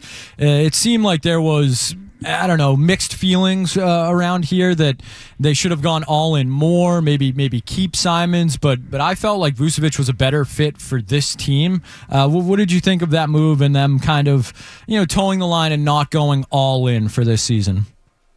Yeah, I mean, I thought in a vacuum, Anthony Simons proved how important he was to this team with his scoring off the bench. And I thought in a vacuum, right when the move went down, I was kind of surprised that Vucevic was the guy that made them make that move. But then, when you see the ensuing moves and they, cut a bunch of bodies after that and were able to get completely out of the tax, then you understand why they made the move that they did. And I don't think you can really take away much from what we saw from Vucevic for those first couple games. I mean, I think he only had one real practice with the team. I'm still trying to figure out exactly where he fits in the offense because we haven't necessarily had a post-up type player like that. He can stretch the floor similar to the way that Porzingis does, but they do it in different ways. We saw a little bit of his ability to make players around him better with his passing ability. If there's anybody that can hide a guy like that on defense, it's Joe Mazzulla and the athletes that Boston has around him. I personally thought that someone like Ivica Zubac would have been a great get out of LA, and he ended up getting moved at the deadline a little bit later. But then when you saw the return price, what Indiana gave up to get him, then it made sense that Boston didn't have the assets to match, what Indiana was expecting, what LA was expecting for Zubac. Kyle, who's good in the NBA in your opinion? Is there 5 good teams? Is there 10 good teams? How many teams do you think actually have a chance to win the championship this year? That's a great question. Who is good? I mean, Detroit is good. I think Boston is good. I'm still not really sold on New York or Cleveland, although I think even though James Harden hasn't necessarily been synonymous with playoff performances, I think they increase their chance of getting out of the East and potentially winning the championship by trading Darius Garland for him, because Harden is right now a better player than Darius Garland is this season. Obviously, the West is a gauntlet. I mean, Oklahoma City's great. San Antonio, to me, kind of reminds me a little bit of that OKC team in 2024, where you could kind of see that they were getting over the hump. They ended up losing to Dallas, who ended up playing Boston in the NBA Finals that year, of course. But it wouldn't surprise me if San Antonio was a team that, they're great all season. They get bounced in the playoffs, and you kind of say to yourself, okay, they're going to be back and even better next year as a serious contender. Denver's been a problem all season, but they just can't stay healthy. They feel like they've had guys in and out of the lineup all year. And then Houston, I'm not really sure what to make of them. So I would say good teams in the NBA right now, I would say 7. I'm not sure I'm throwing the Lakers in that group. I think the Timberwolves are a team that people should probably be talking about a little bit more, coming off back-to-back Western Conference Finals appearances. And they made some intriguing moves at the deadline as well. But I would say there's really probably 6 or 7 good teams or great teams. And then there's some good teams. And then obviously we have, a historic tank fest that's going to go on in the second half of the season. So there's a lot of bad teams as well. You mentioned the tank fest. I know you cover the NBA, but have you watched any of these kids in college? And, is it just the sport now where, for example, right, the Celtics got under the luxury tax. People are applauding them for it, but ownership's saving tons of money. Yet they're competitive, right? So that's a good thing. But these are look at the Pacers, right? Look at some of these other teams, New Orleans, right? Just look at they stink, and they're going to tank and be worse. Is this now the NBA where you hope you can land one of these kids from college to literally change the franchise? It's almost like they're depending on these kids. Yeah, I think this year is very unique because of the draft class that's coming in. And I think it's also important to note that the 27 draft class and 28 draft class are not supposed to be very good. So I do think that it's more egregious this year. I can't say in the however long I've been watching the NBA in the 9 years I've been covering it, I don't think I've ever seen teams start to tank before the All-Star break. So it's getting worse. But I do think that this year's draft class in particular, with Darren Peterson in Kansas, AJ DeBonta, the Brockton kid out of BYU, Cam Boozer at Duke, and then even a couple more prospects beyond that, there are a lot of franchises that feel like even if you aren't the number 1 overall pick, even if you're number 2 or number 3 or potentially even number 4, you could still get a franchise-altering talent that can get you back on track. And I think that a lot of these teams are going all in for this year because the draft classes the next 2 years really just aren't that good. You're not going to get, the type of franchise-altering player that you're going to get in this year's draft. So I think it's very specific to this year. Now, this isn't to say there wasn't this level of tanking going on in years prior. The Wembanyama draft, obviously there was egregious tanking going on there. But, if you want to look at a team where just very cut and dry went from very bad to very good just from one fortunate draft, the Detroit Pistons with Cade Cunningham.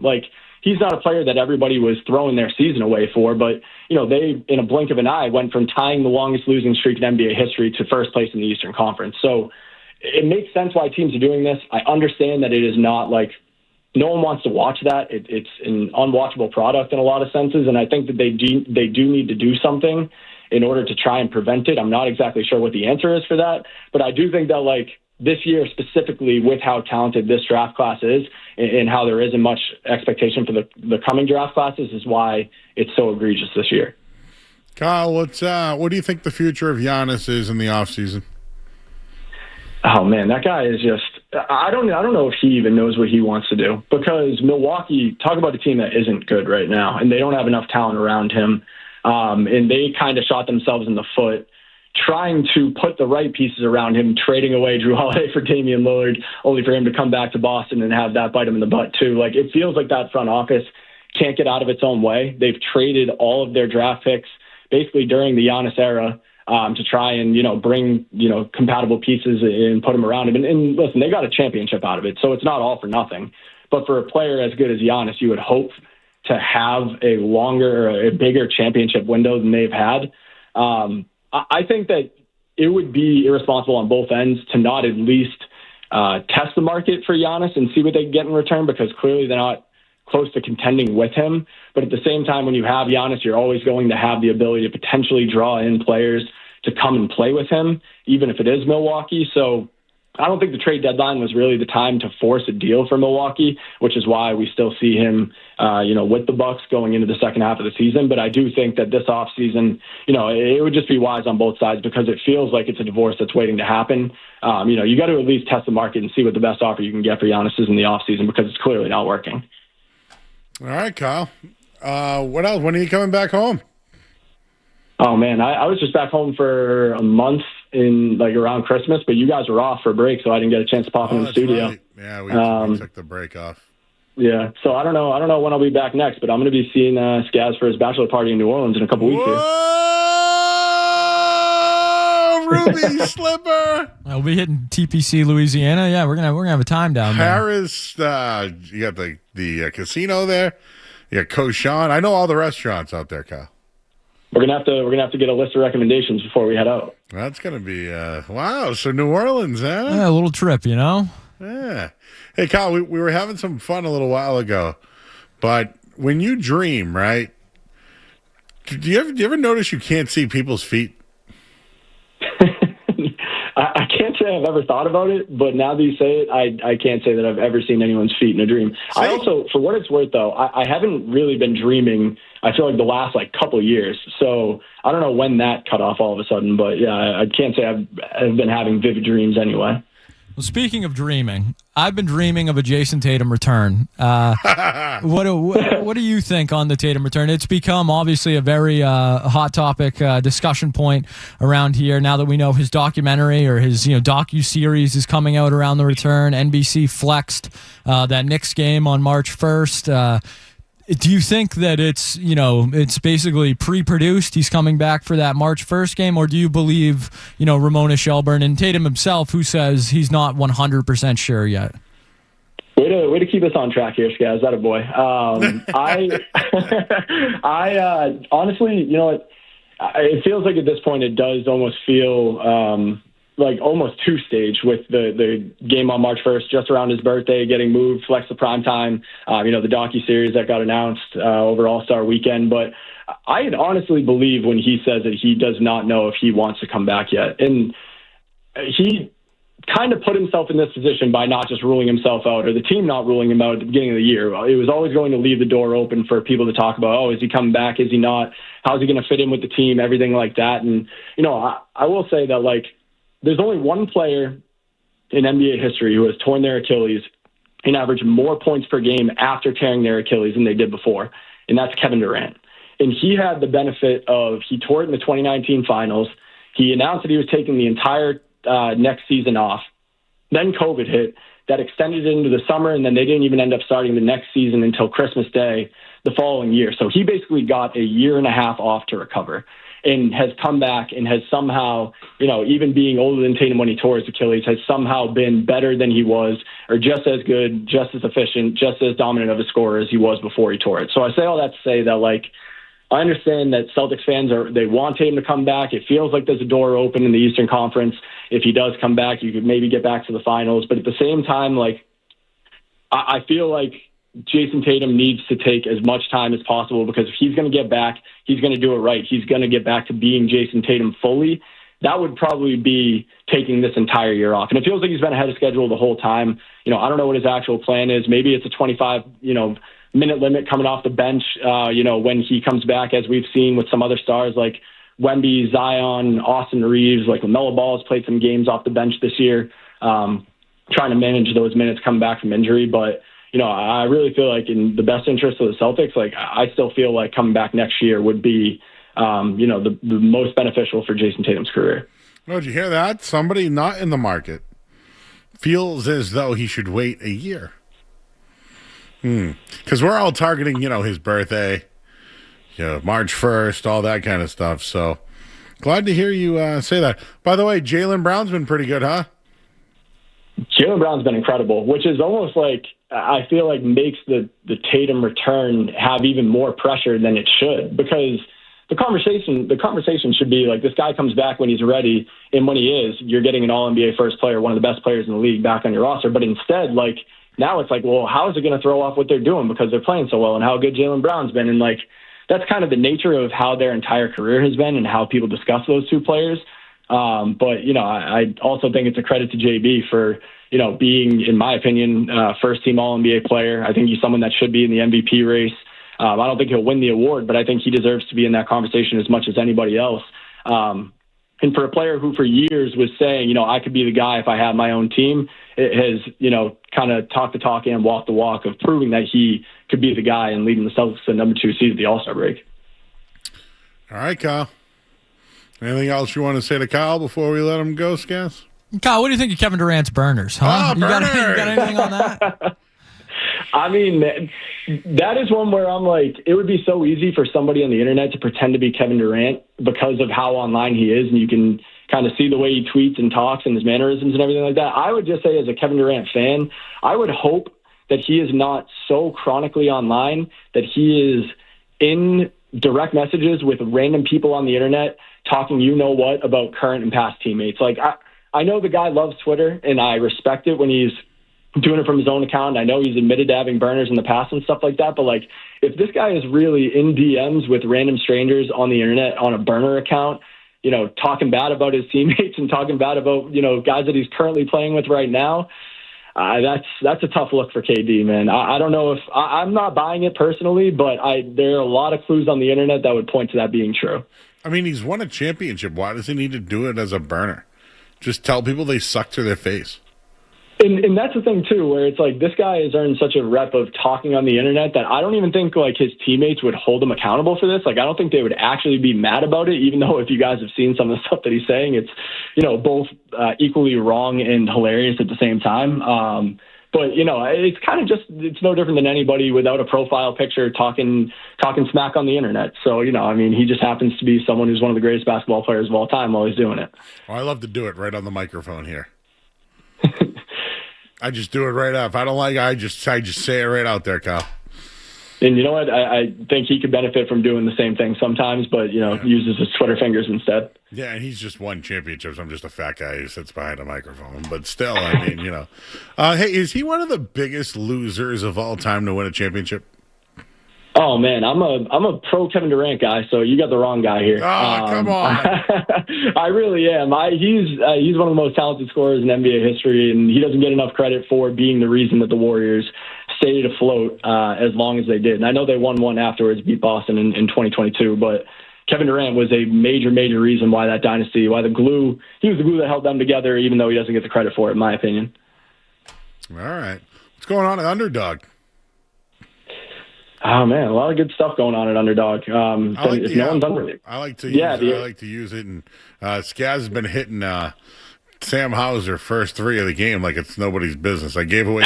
Yeah, he's been sharing that. Although I haven't gotten in on any of that action yet. I need to, but they don't offer that over on Underdog. But yeah, I mean, for anybody that's unfamiliar with the app, play around on it. There's whether it's player picks or they have the team prediction markets and things like that, so you can bet on individual outcomes of games. But a lot of the daily fantasy stuff is a lot of fun to play. It's you get to do drafts that you have no budget and everything like that. It's best ball. It's a lot of fun.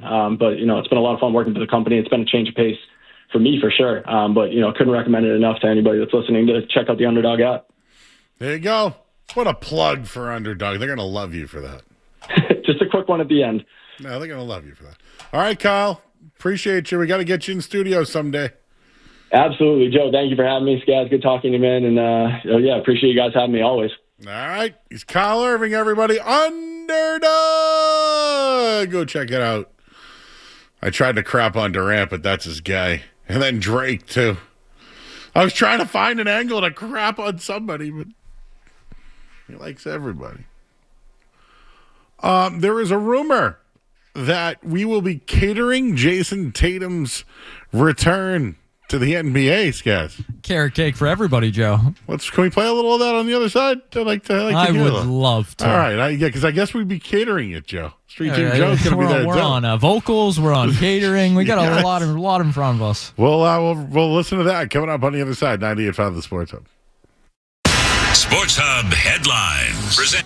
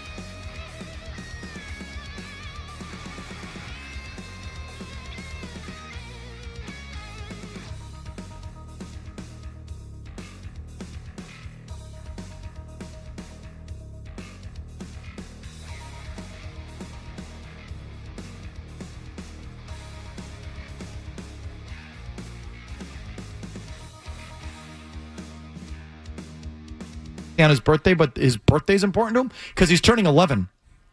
So it's important for him to have the pop. But isn't that nice for his show? The home crowd makes a better shot. It's a better scene. The home crowd. Happy birthday, Jason. And the crowd, you dopes, you freaking infantile, footy pajama wearing green team dopes, green goo dopey fans are going to sing him happy birthday.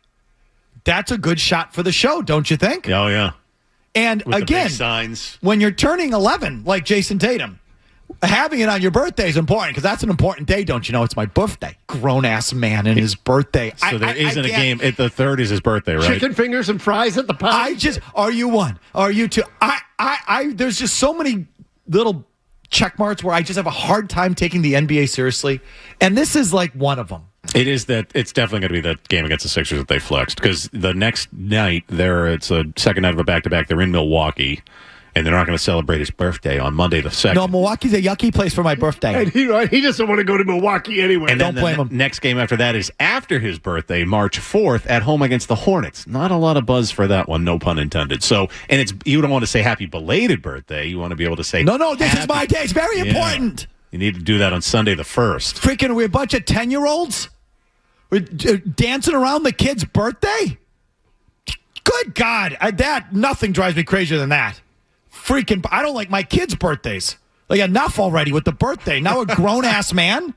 It was your birthday. Good birthday, boy. I don't like my kid's birthday. I don't. I'm done with it. Enough already with the birthdays. But a grown-ass man? But it'll be cute. All you guys, Skaz and Joe Murray and all the green teamers there are going to be serenading him happy birthday. No, Skaz and Joe will be there. They'll be singing it hand in hand. I think they're going to be the balloon artists. Joe Murray's going to cater.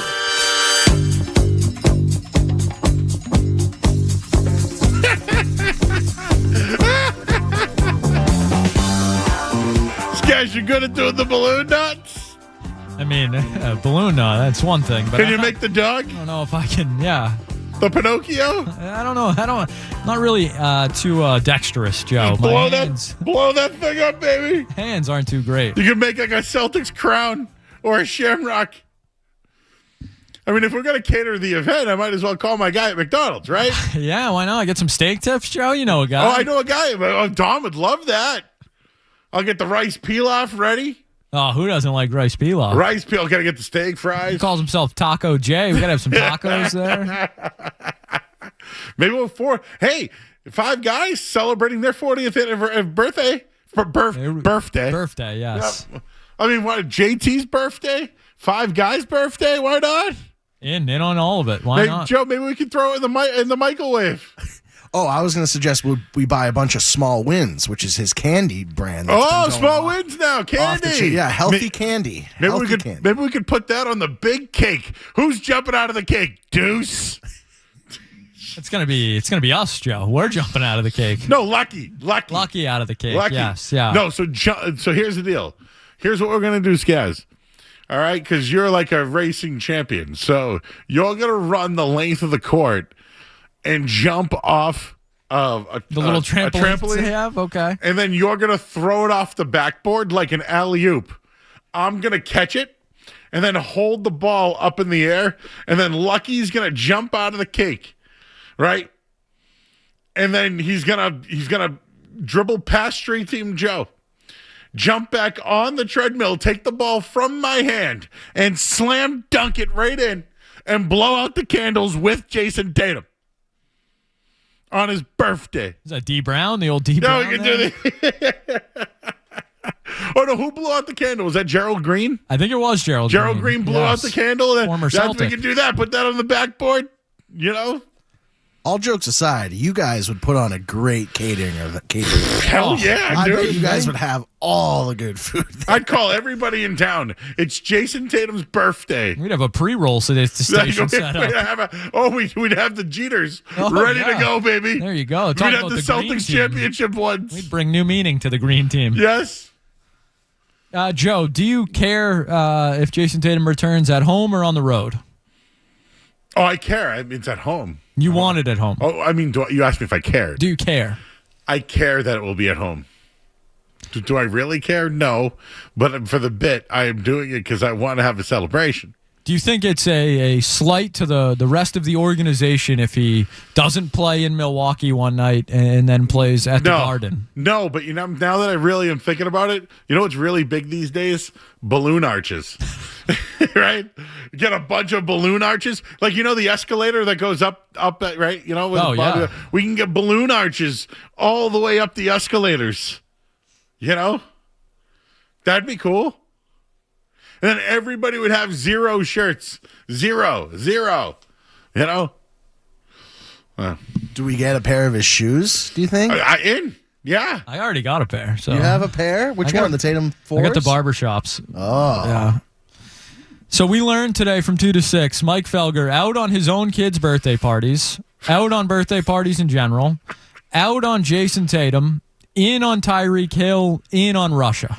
That's what we learned today from 2 to 6. I'm just trying to make sure I keep track of everything.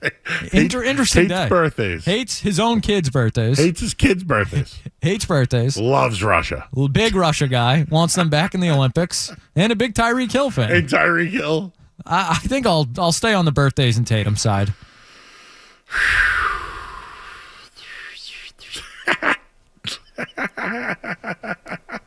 If we're gonna sing "Happy Birthday," though, we gotta put in a call. We need Jeremy Conley. Oh, Jeremy! If we're gonna sing. Oh, yeah. Gotta get the guy that can actually sing.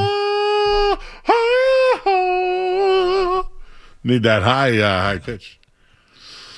Because you could do we could just do a regular "Happy Birthday" because he was serenaded earlier. That's pretty much what Mike did to me earlier. Yes. You could do the very funny. You could do the Marilyn Monroe "Happy Birthday, Mr. President." Yeah, well, let's talk about someone coming out of the cake, Joe. We could do the "It's Your Birthday" by Michael Jackson from The Simpsons when it was Lisa's birthday. I don't know if you guys ever remember that. The saxophone, right? Yes. And then there was another one, Stevie Wonder. Happy birthday, happy birthday. I like that one. On that. Who do you think Tatum would have at this birthday party? LMA, obviously. Of course. Maybe LeBron. Nelly. Oh, St. I'm Louis going down, baby. Who else is famous from St. Louis? The Kachucks? Oh, let's bring him. Kachucks. Oh, yeah, he's a fan. Yeah. With their Team gold USA medals, they show up, hopefully. And their Team USA jerseys. There you go. Jaylen Brown get guys an that invite? actually got to play in the Olympics. Jaylen Brown would be there. Okay. He'd be the his watchman. I don't know what that means, but he'd be with him. He'd be like the guy that was like, he'd be the guy handing him the presents. Yes, yeah. Pritchard would be there. I feel like I'd become friends with Pritchard. Pritchard would be there. Somebody goes, I hope Felger shreds you tomorrow. Yeah, well, they did. What we do like we did today? Yeah, be another day that ends in Y. We're going to cater the event. Why not? Yeah. Get halftime pizza I'll involved. really lose sleep over that. Maybe Card Vault can hand out some cards there. There we go. And Get now we're Fanatics talking. involved. Just make sure they line up the logos right, Yeah, some issues with the logos, I heard. Sorry. Anything else we're missing? I'm trying to think. Get some Wahlburgers in there. There you go. Right? Got to get them involved. Some Shamrock Shakes. Oh, yeah. Oh, now we're talking. I'll call my guy on Soldiers Field Road. Get that going. It'd be a hell of a party. I know I have a guy that can draw illustrations. Maybe we can have him like him coming back in his pose and get like an illustration of him shooting. Joe, I have some inside info for you here. Okay. According to NBAstar.com, Jason Tatum's favorite food is Elmo's Pizza in St. Louis. Emo's Pizza in St. Louis. He loves tacos, would be his thing he could eat every day. Okay. And his favorite drink is pink lemonade. Oh, done. I'll call my friends up at... Who doesn't love a pink lemonade? Oh, I love pink lemonade. Pink lemonade. Oh, pink. If you could only drink one for the rest of your life, Joe, pink lemonade or Dr. Pepper? Pink lemonade. Pink lemonade. Wow. But I'd go... Over Dr. Pepper? I'd go with an Arnold Palmer. I don't drink soda anymore. What if soda didn't count calories? It was just Dr. Pepper or pink lemonade would be pink lemonade. Wow. Yeah. I didn't know you guys thought that. No, I just like lemonade better. More refreshing. Yeah. What do you think Bill Chisholm's going to do for the return? Oh. I think his wife's got a new book out or something. No, yep. The Return. It could be called The Quiet Return. I don't know how quiet it would be, but The Quiet Return. From hump to the return. From hump to bump. Oh, there we go. Get early in bed. It's funny. It's good. No, it's good. It's great. Anyways. People in chat very upset at us having fun.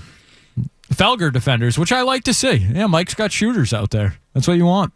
Like he needs to. Yeah, exactly. That's what I'm saying, Heaven forbid. He's laughing his ass off. Exactly.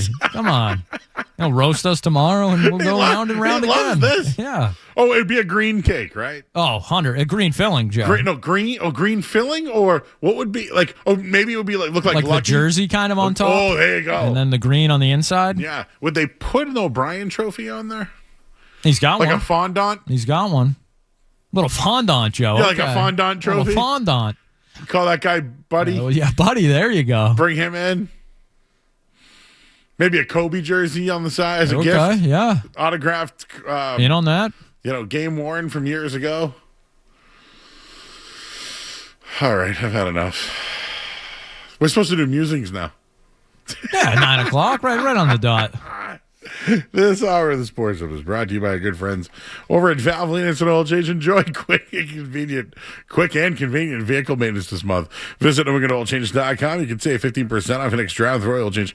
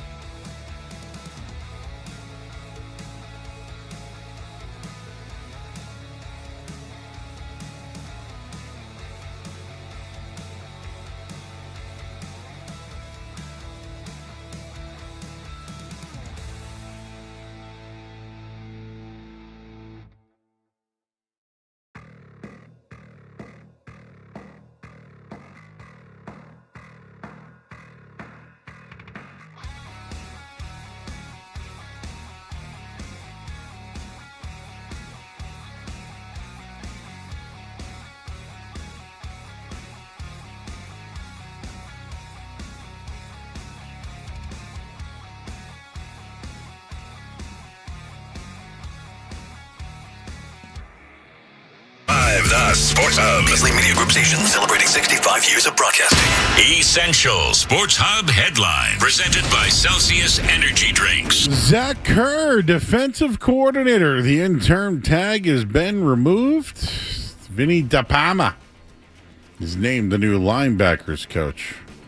And Team USA versus Sweden tomorrow. It all happens just after 3 o'clock tomorrow. Headlines are brought to you by Boston Prolotherapy. Don't let joint pain keep you off the court, course, or trail. Eliminate that pain with Dr. Franke of Boston Prolotherapy. I'm Joe Murray. Are you actually coaching the game, or it's just that is? I feel so strongly about that. I can't even tell you. Boston Talk Sports here. What do we got? What do we got? Sports.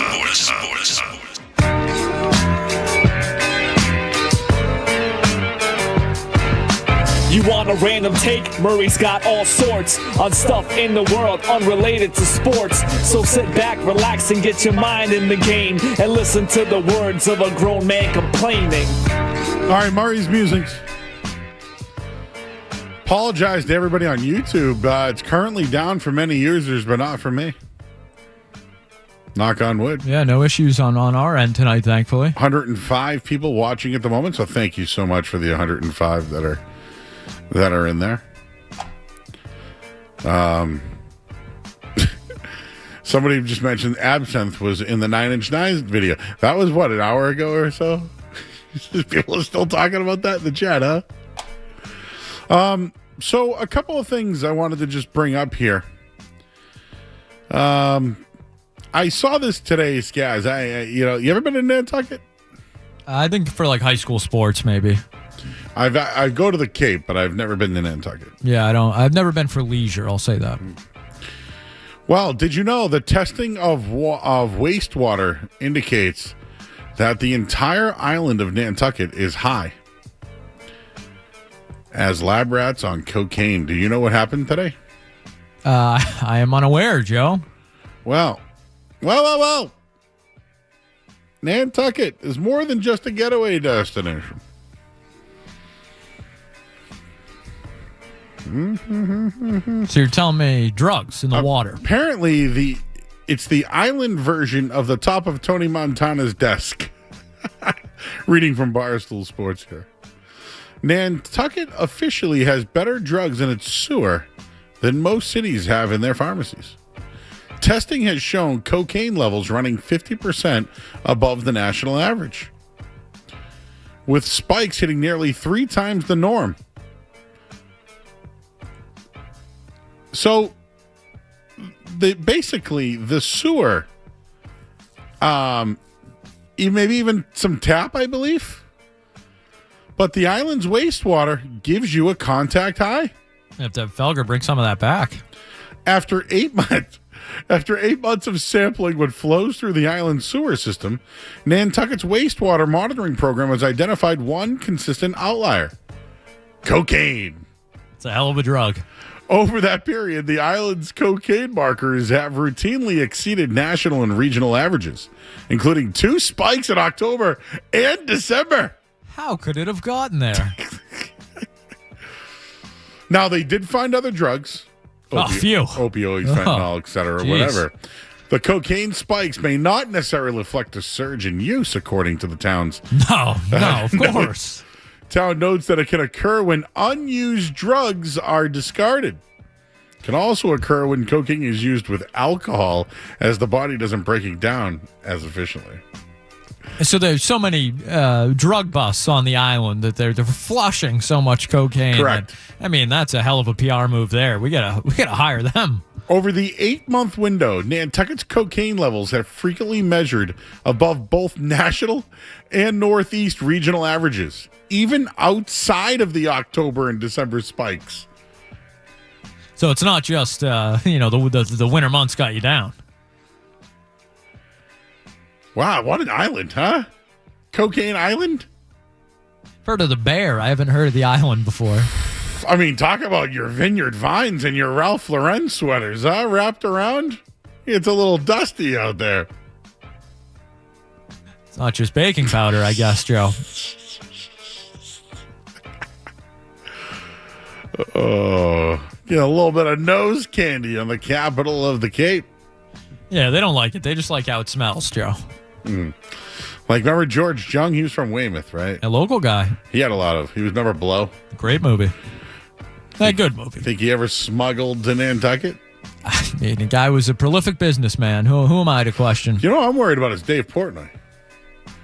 Because he's a Nantucket guy, right? Well, he's got Miss Peaches. We got a couple Nantucket guys, Joe.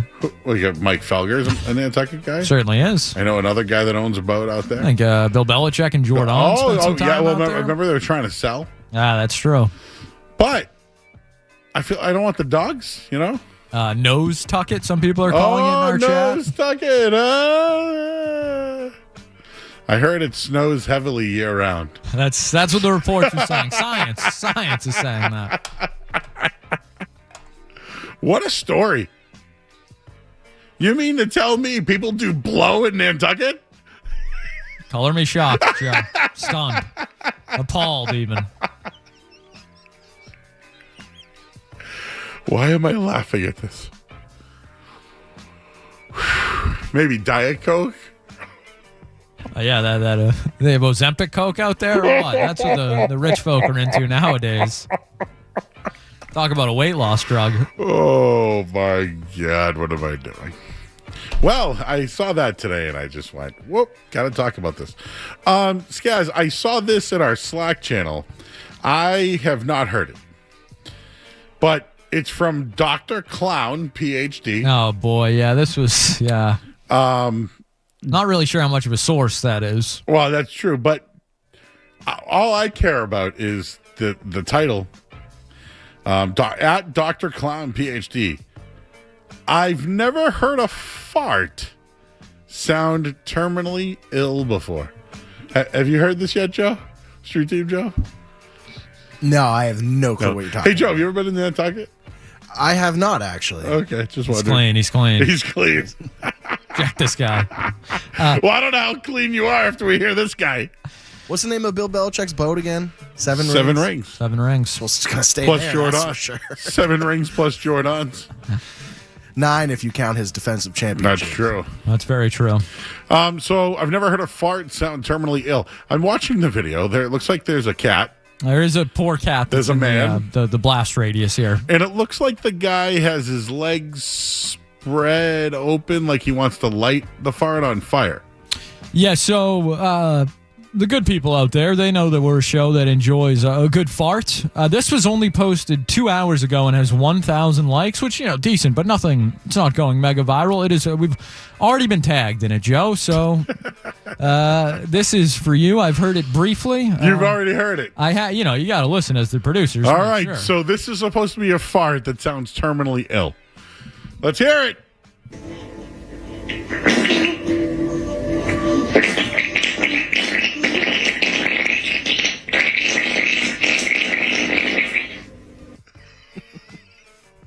That sounds like squeezing the last ketchup out of the ketchup bottle.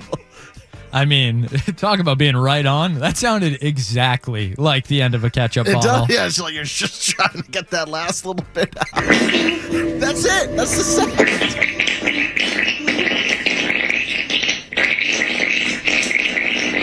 That's a Heinz. That's a glass Heinz bottle if I've ever heard one right there. Joe's out of the YouTube picture. Oh my God, I got a cramp from laughing right now. So just real quick, all right, because this fart has many stages and layers. One, that's the first layer. It comes out angry. I'll say that. All right, know what it's, if I may, please. Sounded like the old spread of the cheeks with your hands. Oh, you think you ever this done was that? A performance enhancer was used? What is? Oh, no. So the first layer is manual. Okay, so all right, he hasn't kicked it into drive yet. The next of it, he's in neutral, is what you're saying. Yeah, it's a spread, and then it's in neutral. Then I think someone kicked it into low gear. He's shifting. I think. Then, maybe it'd be close to something else. So, Joe, can you grab your phone and time how long this fart is? I have it on the video. Okay.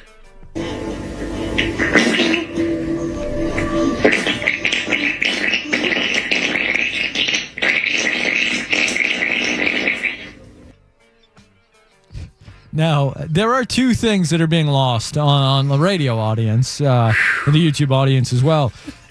In the video, there is a cat at the end of the bed, and the poor cat is horrified. And there is also another gentleman who's in the screen who has to be in the vicinity of this, and he is also horrified by the sounds that are coming out of the man near him. Joe, you got to grab the cat's face.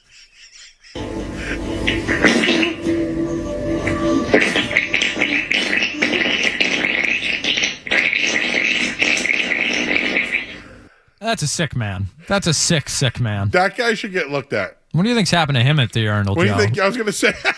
I was going to just say that. Now, does the underwear register that as one fart? Two, three farts. Now we're asking the right questions. This is like a Seinfeld episode right now. Everything is getting brought back up from what we talked about earlier. Yeah. Dude, you got to see the cat's face. The cat is appalled. Dude. Disgusted. I'll put it in our YouTube chat. Oh, my God, dude. Oh, my God. That is a ripper. That is a wet one. That one is smelly. That's grotesque. That is stinky. Repulsive. That is gassy.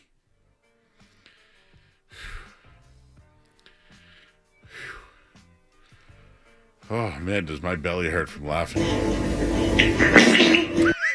It's really the first, like... Baby! Yeah. Baby! Talk about a 1-2 punch can there. you do me a favor? All right, guys, I need you to use your oh boy your production skills. Hold on. So, Joe, watch him how to do this. So you can highlight the fart. Got to get it into Adobe or whatever we're using, News Boss, and then you highlight the fart, right? And then you can modulate it so it can go really slow. So I feel like this one, we might have to hear it at different speeds because it's kind of a rippler. I think that's putting it mildly, Joe. Like you ever slap something and hear it ripple? This thing is wet. It's wet.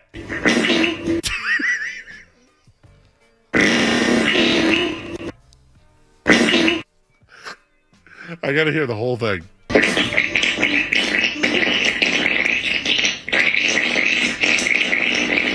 It sounds like a horse running through the mud. Like that, it sounds like hooves, like clamping on the mud or something.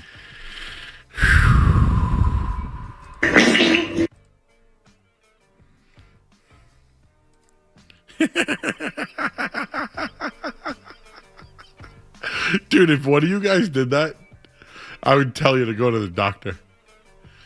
I'm like, dude, get in my car. We're going. I think I'm dialing 911 if that happens. Dude, we're going to the doctor, man. I don't know if I'd be comfortable standing up after that. I'm gonna Paul Pierce it. You're gonna have to get me a wheelchair after something like that. Now, the funniest thing would be is if this happened on Nantucket. Wow. Cover your eyes, Joe. You'd have to get airlifted. Yeah. What are people in the chat saying? People are, the cat looks mortified is just one of the comments in the chat. That cat's face, though. Please, you got to just highlight the cat. Even the cat. The cat's disgusted. And think of what the cat's seen or licked. Carrie Ann says, if anybody loves that man, take him to the doctor, which I co-sign. Well, it looks like we've come up with something new tonight, which I have never heard of. At Fartland. I'm sorry? Search at Fartland.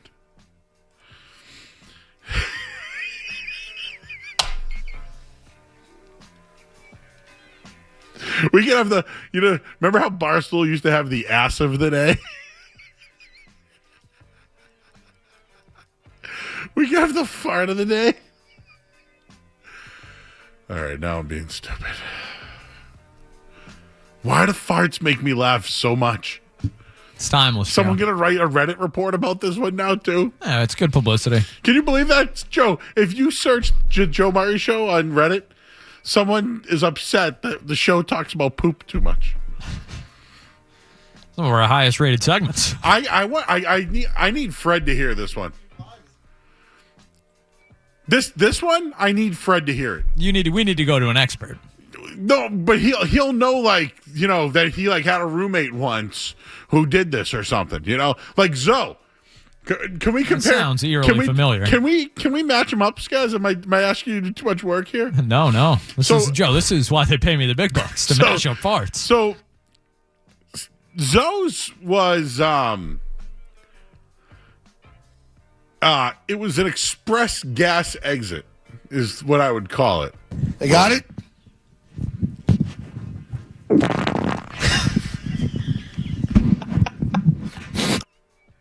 That's an express gas exit. That's a heavy one. That's got more volume, more substance to it. Doesn't have as much gas, though. Wow. There's not a lot of propane in there. No, his is almost like ticking. Like when you're up, like the grill starts to tick a little bit. Yes. You're pressing the propane, nothing's coming out. You can't even make your ketchup bottle sound like that. That's a ketchup bottle right there. It sounds like a beep of a horn. It sounds like the Roadrunner.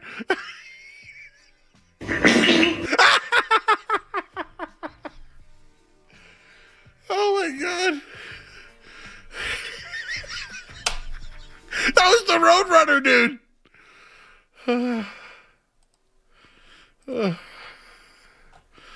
What do we do here?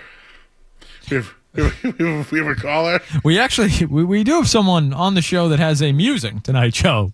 Oh, we do? Yes. Who we got, Joe? You.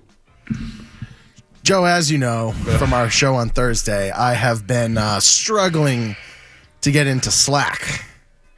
It is connected with my old Yahoo email, and I forgot my password. So now here's where things get even worse, though.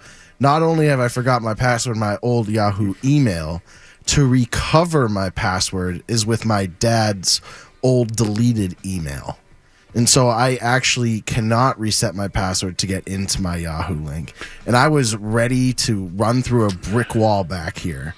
And I was on customer service, and they're just like, it will be a 45-minute wait. Yeah, we don't want that. So I'm out on forgetting password. I'm just going to make mine Will Campbell sucks or something. 3232. Well, don't tell everyone your password, Joe. But I need a password. Do you guys have a universal password for everything, or do you switch it up? I kind of do, but I like what Jake does here. I got variations. Switch up. Yeah, switch up. mine are in a rotation, kind of. Yeah. A rotation? Yeah, like what? For example, Jake Seymour here shares a password. Not going to tell people what it is. But do you know that everyone says, dude, I forgot the password. But yet, how come I remember the password? I got Jake's password. I know it. I know it too. I know Kevin's too. Never know when you're going to need them. I used to do different variations of Patriots. So I'd do like Wes Welker 83 ! But then they all would just leave me. And then I'd get sad. And now you're on the list of please change your password. Please change your password. In a data breach. Yeah, so I've been must have been an old Patriot from whenever that Yahoo account was set up. You should type. I tried it all. The Patriots. You should go from like Ty Law all the way to I tried Bill Belichick, Ben Jarvis, Green Ellis, the law firm 1 2 3. Do you know that happened with me with my Facebook account? Oh, really? So I got like you get an alert, hey, change your password or whatever. Yeah. I changed my password, but the hacker got my password. They erased the email that I had to the account and then like put it into somebody else's email now. Oh. So I can never log in, but it's live. They tried to buy stuff off Facebook Marketplace, but it didn't work. Has your identity ever been stolen? I think so. Oh yeah. You know how many Joe Murrays there are in the world? Yeah. No, I've had some credit card issues before where like You lost your Facebook, Joe. That's what I'm saying. Yeah, so you lost right now my Facebook, I cannot use it. Like I can't enter it. I've tried. But for the most part, this guy held me for ransom. What? Yeah, the guy goes, hey man, I hacked into your account if you want it back. You know, and he wanted $300 for it. That's wild. And the thing is if I gave him the $300, now he's got my whatever Zelle, Venmo, whatever it is. So like, yeah, man, here you go. There's $300. Now you get all my bank information. Yeah. Wait, so what happens? So I just no longer out on I'm out on Facebook. You're out on Facebook. Out forever. That's fair enough. Out. They don't even have that many good reels on there. No, I just don't care. So where do you do with most of your JMM stuff for card shopping and stuff like that? Can that be TikTok, Instagram? I do TikTok, I do Instagram, and I do TikTok, Instagram, and my website, Joe Murray Media. I'm looking forward to Saturday. I may be swinging by. Oh, really? Yes. Oh, yeah. Oh, wait, it's far away, isn't it? I have two. I have the Best Flippin' Card Show, which will be this Saturday from 8 to 3:30. It's, if you know where the Scoreboard Sports Bar and Grill is, it's right there at the Crown Plaza Hotel. Okay, I know where that is. And then I'm going to the Card Czar in Londonderry, New Hampshire. How far is that away? Sounds far? Not that far? It just sounds far. Is there a good food spot out there that we could potentially go to? T-Bones. T-Bones. T-Bones? What is that, steak? T-Bones. Yeah. Okay, I might be in. Yeah. It'll be a long day, though. Scoreboard Sports Bar and Grill. You know that's a Philadelphia bar? I did not know that. Yeah, owned by Philadelphia fans. Oh, wow. We went in there on Sunday, 1 o'clock Eagles game, 1 o'clock Patriots game. All the TVs were on the Eagles game. So it's like an Eagle-hosted bar. It is like an Eagle-hosted bar. Yeah, I've done a lot of remote broadcasts from that. Yeah, it's a good spot. They got good food. They got Slapshot wings. They're really good. Did you end up getting wings from the other night? I still have not gotten wings. Are you a Wingstop guy? I like Wingstop. Great ranch. I did an event with Wingstop and went into the kitchen. Wingstop, Buffalo Wild Wings, and Hooters. Give me 1, 2, Hooters, 3. Wingstop, Hooters. Wait, what? You went Hooters? I would go Hooters and Wingstop over Buffalo Wild Wings. Yes. Okay, interesting. Yeah. All right. Can we have the fart one more time, everybody? This is from Dr. Clown, PhD. I think the cat, even the old man.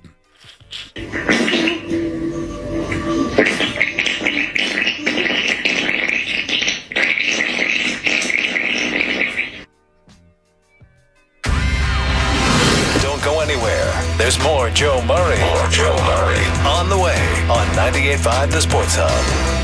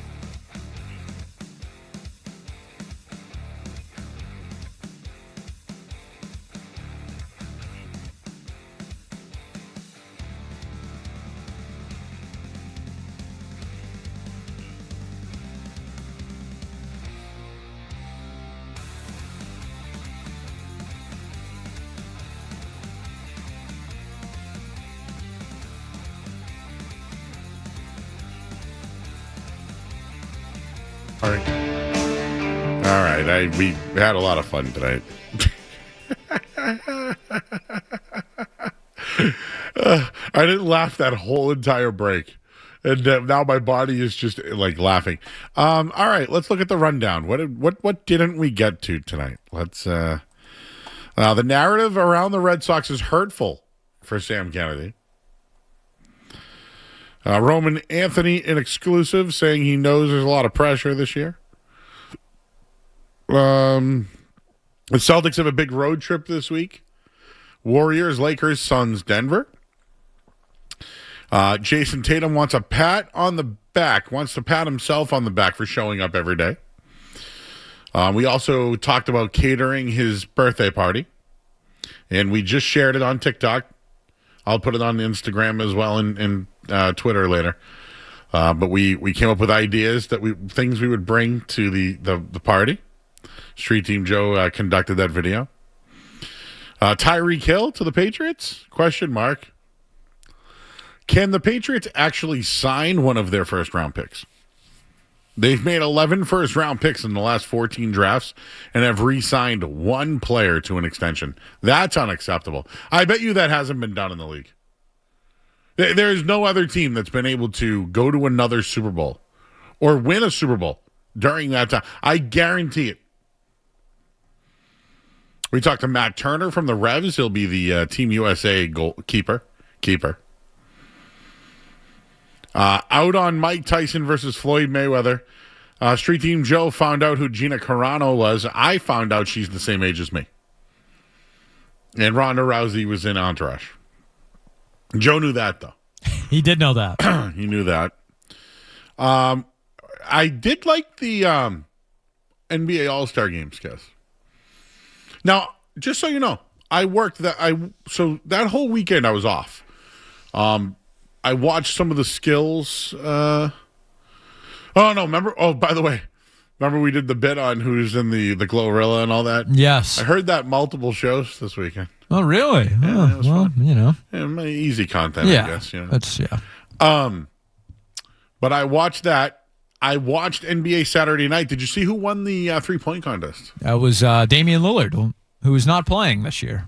Coming off ACL. Is it ACL or Achilles? Oh, Achilles. Yeah, and he won. That's good. Not playing basketball, though. Is that encouraging? No. So, you got nothing out of that, huh? No. See, I did. He's not playing. But he won a 3-point contest. He can stand and shoot. You guys, he should be able to do that in his sleep. Run and play defense. So Jason Tatum should, too. I'm sure he can shoot right now. Can he jump and play defense and cut and all that stuff? That's what I'm worried about.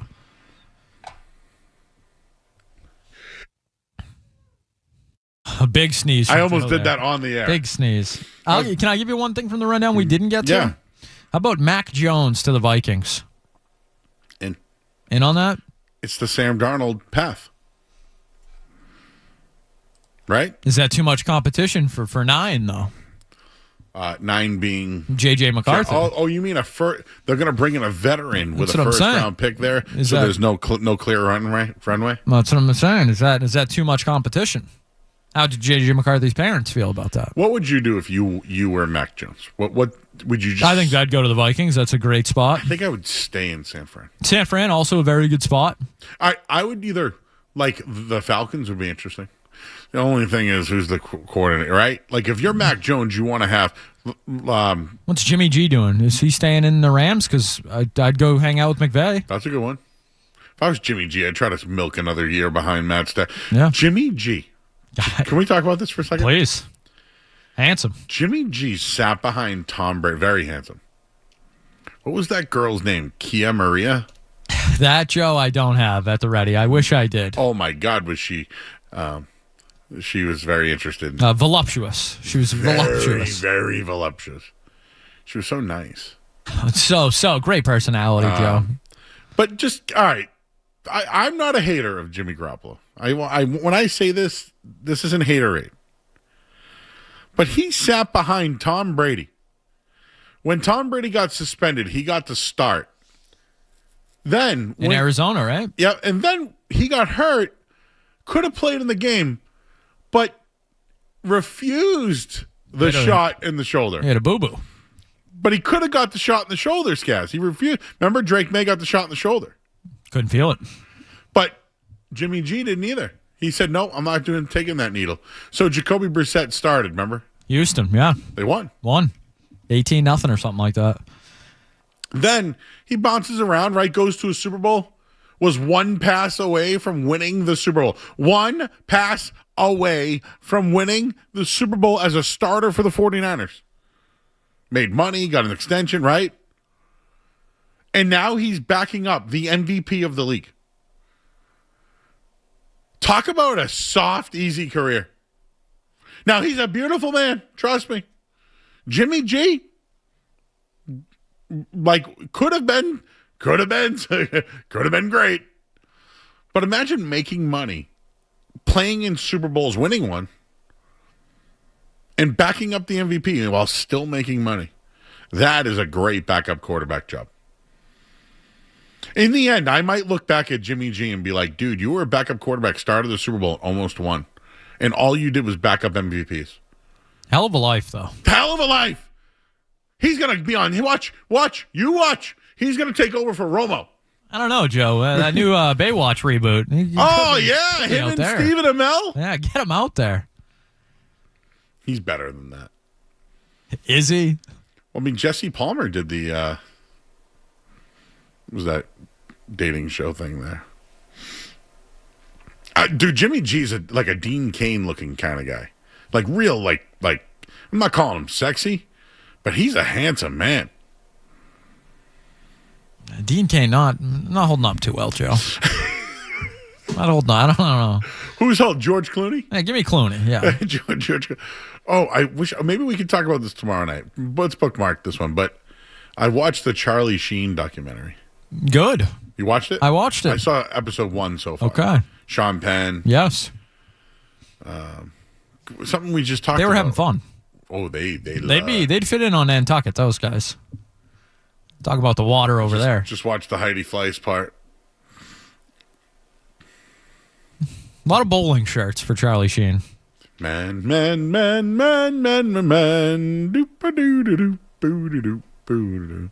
We did get some Baywatch news today, though, Joe.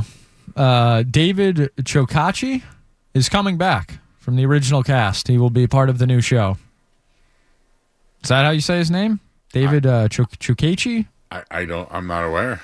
He Cody Madison was who he played in the show. He's coming back. Baywatch? Let's find He's coming back, Joe. I watched a lot of Baywatch. Well, that's why I'm asking. There's David Lasseter. Oh, this guy.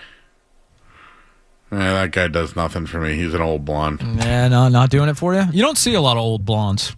Like men. Sorry, you don't see it. It's rare. It's a rarity.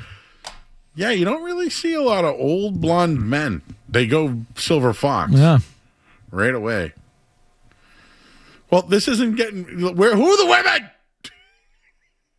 Guys, when you find out. Well, we'll break it down. When you find out who the women are on Baywatch, Stephen Amell not doing it for you. Let me know, or David Chokachi or whatever his name is.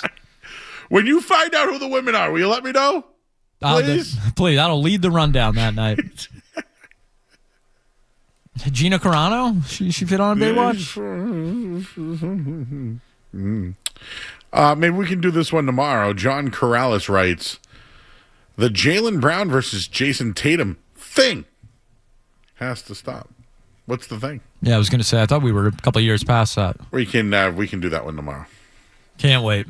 And then I wrote, John Henry hasn't spoken 6 years. True. He spoke to the team, though. Brought his kids. From what I heard. Sonny Gray, I saw this kid was doing some good PR out there. What do you think of that quote? Love that. Me too. Love it. Now, because he talked about how diverse and when's he going to be able to meet people like that. I kind of understood it. Yeah. And his son seems to, get it for his age. Realizes he has an opportunity that a lot of kids don't. For those that don't know, Sonny Gray's son at spring training went and took a bunch of balls signed by Sonny Gray and gave them to fans that were waiting. I think they were Cardinals fans that had gone to see Sonny Gray, so he went out of his way. His son's, 10 years old, something that looked like a pretty young kid, and he just talked about like his son, having that perspective of knowing that he's in a fortunate spot that not a lot of kids are, and he goes out of his way to show he's appreciative of that. And I just thought that was a cool little thing that came out of spring training. I liked it. All right. Well, good show tonight, guys. All over the place. I felt good about this one tonight. Felt good. I'm gonna sleep well tonight. There we go. Highly rated, hopefully. YouTube numbers were good, even though YouTube might have been down. Everything was really high up there tonight. Can only imagine what we're going to find. Full transparency. The Nantucket story and the fart, that all came in within the last minute. Yeah, that was... I had nothing from users. Yeah.